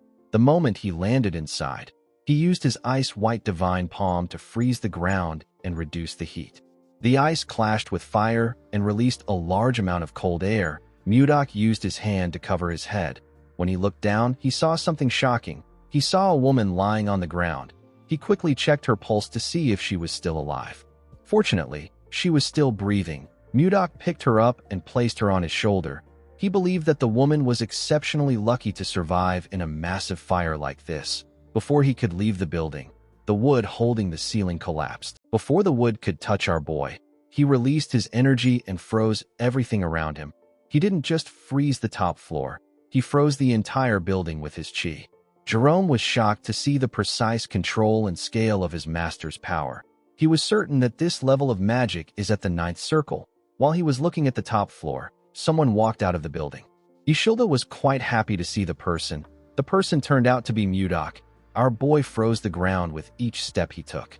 The scene shifts, and we see a man and a woman having a meeting near a fireplace. The man poured the woman some liquor. He referred to her as princess and told her that there are signs of rebellion. The princess wasn't pleased to hear this. She asked the man to tell her who dares to try it. The moment she said this, the princess began to feel dizzy. She saw the man reaching out to her. She saw that the man was smiling. The next person the princess saw was Mudok. The princess opened her eyes when she saw our boy. She found herself in a different room. She raised her head up to look around. She wondered about where she was. When she looked at the door, she noticed that it was open. The princess decided to step out of the room. When she opened the door, she found herself in a dining room with Mudok and the rest of the group. Luia stood up and asked the princess if she is feeling better now. The princess crossed her arms and looked around. She asked Luia to tell her where she is. The woman told her that she is with the Carillon merchant group. The princess recalled that this is the merchant group that has recently become famous thanks to the leather trade. She could not believe that no one in the group could recognize her. She asked Luia if there is no one from the Gaia Kingdom in their group. The woman revealed to her that they are from Carillon Village, a place in the northern part of the Drake Kingdom. She told the princess that this is why they are known as Carillon merchants. The princess asked Luia to tell her the person who saved her. Luia pointed to her master and introduced him as the Lord of Carillon. She told her that Mudok was the one who saved her. The princess's eyes shined brightly when she saw our boy. She moved close to Mudok and told him that she has to thank him for saving her. With a confident look on her face, the princess introduced herself as Siler McMahon. Ishilda and Jerome were shocked to hear her name. Even Luia could not believe what she was hearing. Jake asked Luia to tell her who Siler is. The woman was annoyed to hear this. She clenched her fist and called the man an idiot. She revealed to him that Princess Siler is the second princess of the Gaia Kingdom. At the age of 25, she reached the realm of Sword Master. She is the captain of the Royal Knights and the most famous person in the kingdom. Luia pressed Jake's head down and bowed her head. She apologized to the princess for their rudeness. Siler told her that it is fine. She told the woman that she will forgive her because they are not from the Gaia Kingdom. Ishilda began to tremble. She couldn't believe that she ran into a princess of another nation.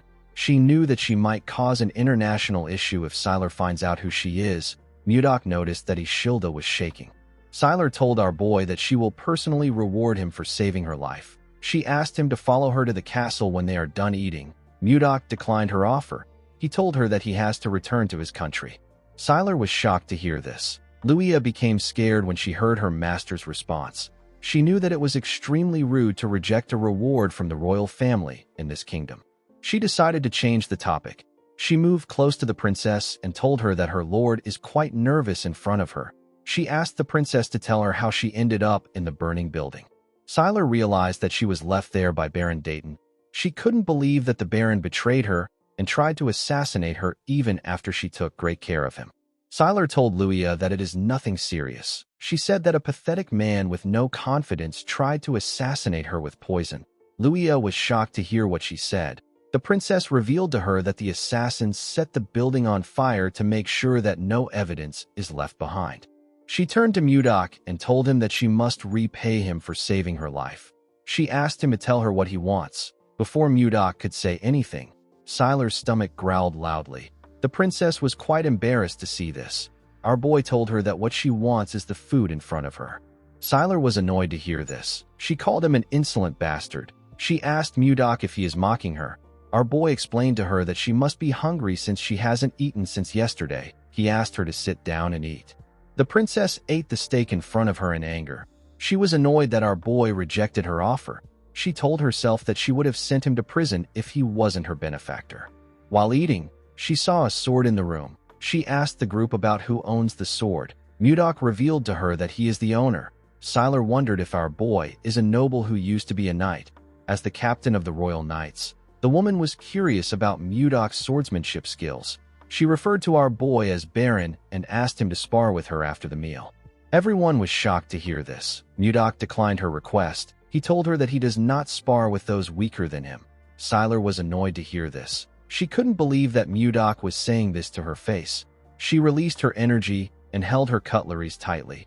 She wondered why Mudok was acting like he doesn't know that she is a sword master. In the past, there were times when male knights from other countries refused to duel with her simply because she was a woman. Siler found it easy to get those knights to accept her duel. She laughed and asked Mudok if he is afraid of losing. Everyone was shocked to hear this. They couldn't believe that she was provoking our boy. Mudok stood up and grabbed his sword. He asked the princess to come out. With a look of anger on his face, Mudok told her that he wants to show her a technique. The scene shifts, and we see the group outside. Siler and Mudok were standing in a grass field. Siler told our boy that they will be following the knight's rules. She said that their mana will be restricted. The first to subdue the other wins. Mudok accepted her condition. Jerome reminded his master that Siler is a princess of the Gaia Kingdom. He told him that they can have diplomatic issues if Siler gets a scratch. Our boy told him that he understands. He asked him to stop talking. Siler asked Mudok if he is ready. The woman believed that she has met plenty men like our boy. She told herself that every single man ends up kneeling in front of her. Siler smiled like a lunatic when she thought about how our boy will kneel in front of her. She turned her blade and made the sun reflect on it. She directed the reflection at Mudok's eyes. Our boy seemed annoyed by her cheap trick. Siler charged at him because she believed that she had seen an opportunity. Mudok easily blocked her attack by raising his sword. Siler did not expect him to block her surprise attack. She realized that our boy was skilled. She charged at him again from behind. She thrust her rapier at him at a crazy speed. Mudok was able to dodge the attack by moving his head. He smiled when he dodged the attack. Siler wasn't done with him. She made her attacks faster and stronger. She attacked him multiple times. Our boy blocked her attacks, but he was getting pushed back. Siler didn't stop for a moment. She directed each swing at his head. Mudok didn't seem bothered by her attacks. Siler noticed that our boy was blocking her attacks with minimal movements and no effort at all. She couldn't believe that he was able to block a sword master's attack. She had to admit that Mudok was skilled. She moved close to him and swung her sword with a large amount of strength. Her attack destroyed the ground. Our boy was able to dodge it by jumping back. Siler jumped to move close to him. She gave Mudok a heavy kick in the air. Our boy was able to block the kick with his sword, but he was still sent flying. He pushed his sword into the ground in order to hold himself down. He raised his head and glared at Siler. He realized that the princess is like a master of the piercing spear style at the harmonization stage that is running wild. She used an endless barrage of thrusts. Mudok knew that he couldn't just continue blocking her attacks. He knew that they would eventually destroy the entire area if they continue like this. He decided to end the fight in one strike. He and the princess charged at each other. The princess swung her sword at him. Our boy blocked her attacks. The princess tried to kick him with her leg. Mudok blocked her leg with his sword. He moved to the side and gave her a heavy blow in her stomach. The punch made her lose her balance. Mudok grabbed her neck and slammed her body into the ground. Siler quickly tried to get up, but our boy pointed his sword at her neck. He asked the princess to admit her defeat. Siler rejected this offer. She asked Mudok to fight with her again. Jerome clapped for them and said that they both displayed wonderful swordsmanship skills. He suggested that everyone should head back inside to finish their meal. With a serious look on her face, Siler told Mudok that she will officially challenge the Drake Kingdom if he doesn't accept the rematch. Everyone was shocked to hear this. This was their biggest fear. They hoped that she wouldn't do this. Mudok moved away from her and told her that admitting defeat is also a virtue of a warrior. He told her that her actions are that of a child because she is the princess of the kingdom. Siler stood up and asked him to repeat what he said. She grit her teeth out of anger. She covered her hand with her energy and charged at our boy out of anger. She asked him to tell her what he knows about her for him to speak like that. Before she could reach him, Mudok pointed his sword at her face. The princess quickly stopped moving. She fell to her knees. She realized that she lost. She couldn't even see our boy raise his sword. Mudok asked the princess if this is how they treat their saviors in this country. He asked her if her tiny brain didn't help her realize that he was holding back because she is the princess. He advised her to carefully think about who is wrong in this situation. The princess wondered why she couldn't win. She remembered showing her mother her medal for winning first place in the swordsmanship tournament again when she was younger. The queen told her daughter that she is amazing. She told Sylar that she will be able to protect her and her sister if she becomes stronger. The queen asked her daughter to become the Sword of Gaia. Sylar followed her mother's words. She lived as the Sword of Gaia. She spent her whole life trying to become someone who protects the kingdom, someone who no one can ignore. Sylar wondered about who Mudok was. While our boy was looking at the princess, Ishilda moved close to him and called out to him. Mudok advised the princess to choose her opponents wisely next time. He turned to Ishilda and put his hand around her waist. He smiled at her. He told her that they are returning to Carolyn tomorrow. He said that they need to finish sightseeing. Ishilda nervously walked away with Mudok. Our boy tapped Jerome on the shoulder and asked him to tell Jake to buy a few swords for him. The mage told his master that the swords will be ready before he returns. After Mudok left, the princess called out to Jerome and Luia. The two of them became nervous. The princess moved close to them and asked them if Ishilda is Mudok's wife. Jerome told her that she isn't. He told her that Ishilda is a noblewoman from a respected family. Sylar seemed to be relieved to hear that they weren't married yet. She turned to Luia and asked her to fetch a carriage. She said that she is returning to the palace. Luia accepted her order. Since she became a sword master, this was her first time meeting someone stronger than her. Sylar wondered if things would have been different if she had someone like Mudok by her side. After returning to the palace, Sylar sent her closest aides out to find Baron Dayton. He was found dead in his basement. There was a letter in the Baron's hand. The Baron wrote that his family had been taken hostage. The letter was already torn, so this was the only thing Sylar could find out. The torn part probably had the name of the mastermind on it. The killer tore the letter after taking out the Baron. Sylar continued searching for the person who attempted to kill her. She couldn't find any clear evidence or information. There was only one person that Sylar strongly suspected. At the castle, we see a maid announce to someone that Sylar has arrived. The person asked the maid to let Sylar in. Sylar stepped into a greenhouse. She saw a young woman drinking tea inside the greenhouse. This person is the first in line to the Gaia Kingdom throne and the person Sylar suspects the most. Her name is Rowan McMahon. Sylar sat with her sister in the greenhouse.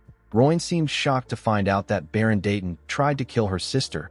Sylar revealed to her that the Baron drugged her and set the building on fire. She said that she would have died if someone hadn't saved her. Rowan stood up and asked if someone is at the door. She asked someone to bring the Baron to her. Sylar asked her sister not to bother herself. She revealed to her that the Baron was already dead by the time she found him. She told her that the person who tried to kill her must have silenced the Baron. Rowan hugged Sylar and referred to her as her beloved sister. Sylar was surprised to see this. Rowan told her that she thought she will be fine because she is a sword master. She said that she was too careless. With a horrifying look on her face, Rowan told Sylar that she is extremely happy to see that she is safe. Sylar could tell that her sister was faking it. She could not believe that her own sister was this upset that she didn't die. Even though all the clues point to Rowan, Sylar told herself that it wasn't true since there was no solid evidence. She wanted them to go back to the way they were before. The princess wondered about what Mudok would have done at a time like this. The moment she thought of this, she grabbed her sister's shoulders. With a smile on her face, she asked Rowan if she is going to be part of the royal delegation of King Tumalova's birthday. Rowan said that she is. Sylar asked her sister if she can go in her place. Rowan found this odd. She knew that her sister never attends events like this.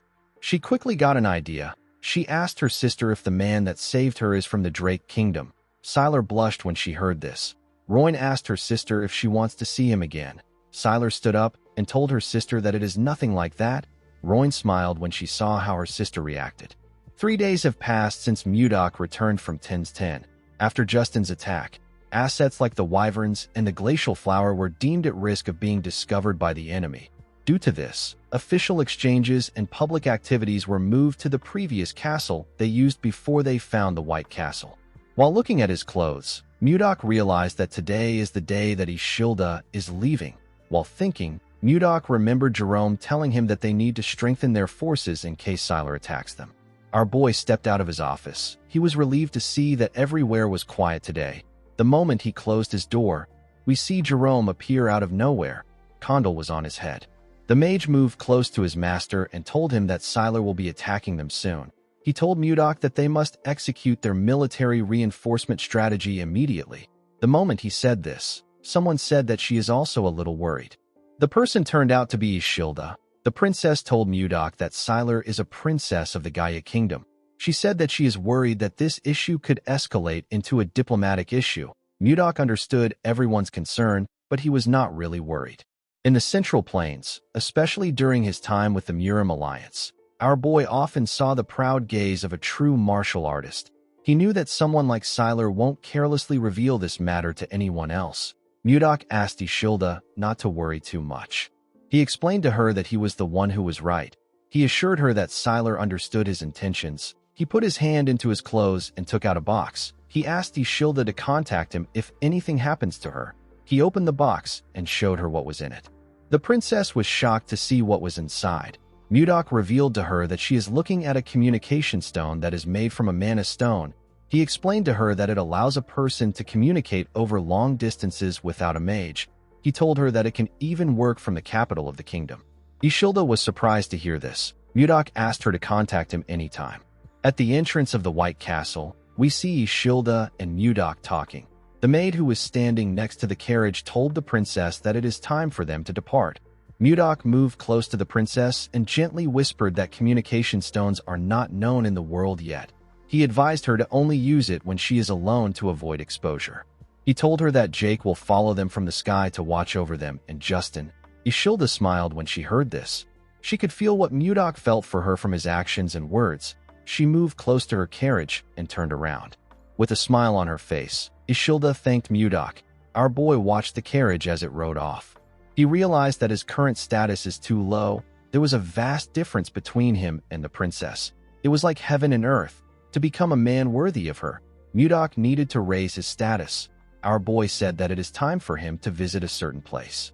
Jerome followed his lord to the place he wanted to visit. He was shocked to see what was inside this place. He saw different unconscious bodies on the ground. He asked his master about what happened there. He asked him to tell him who these people are. Mudok revealed to him that they are the ones who tried to kill him. Jerome asked him if they are the assassins that Justin brought. Our boy told him that he is correct.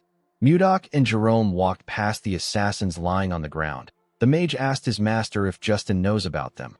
Our boy told him that Justin probably thinks they are dead. Mudok seemed dissatisfied when he looked at the assassins. He locked them up without food to test how long they would last. He could not believe that they were already in this state after only 10 days.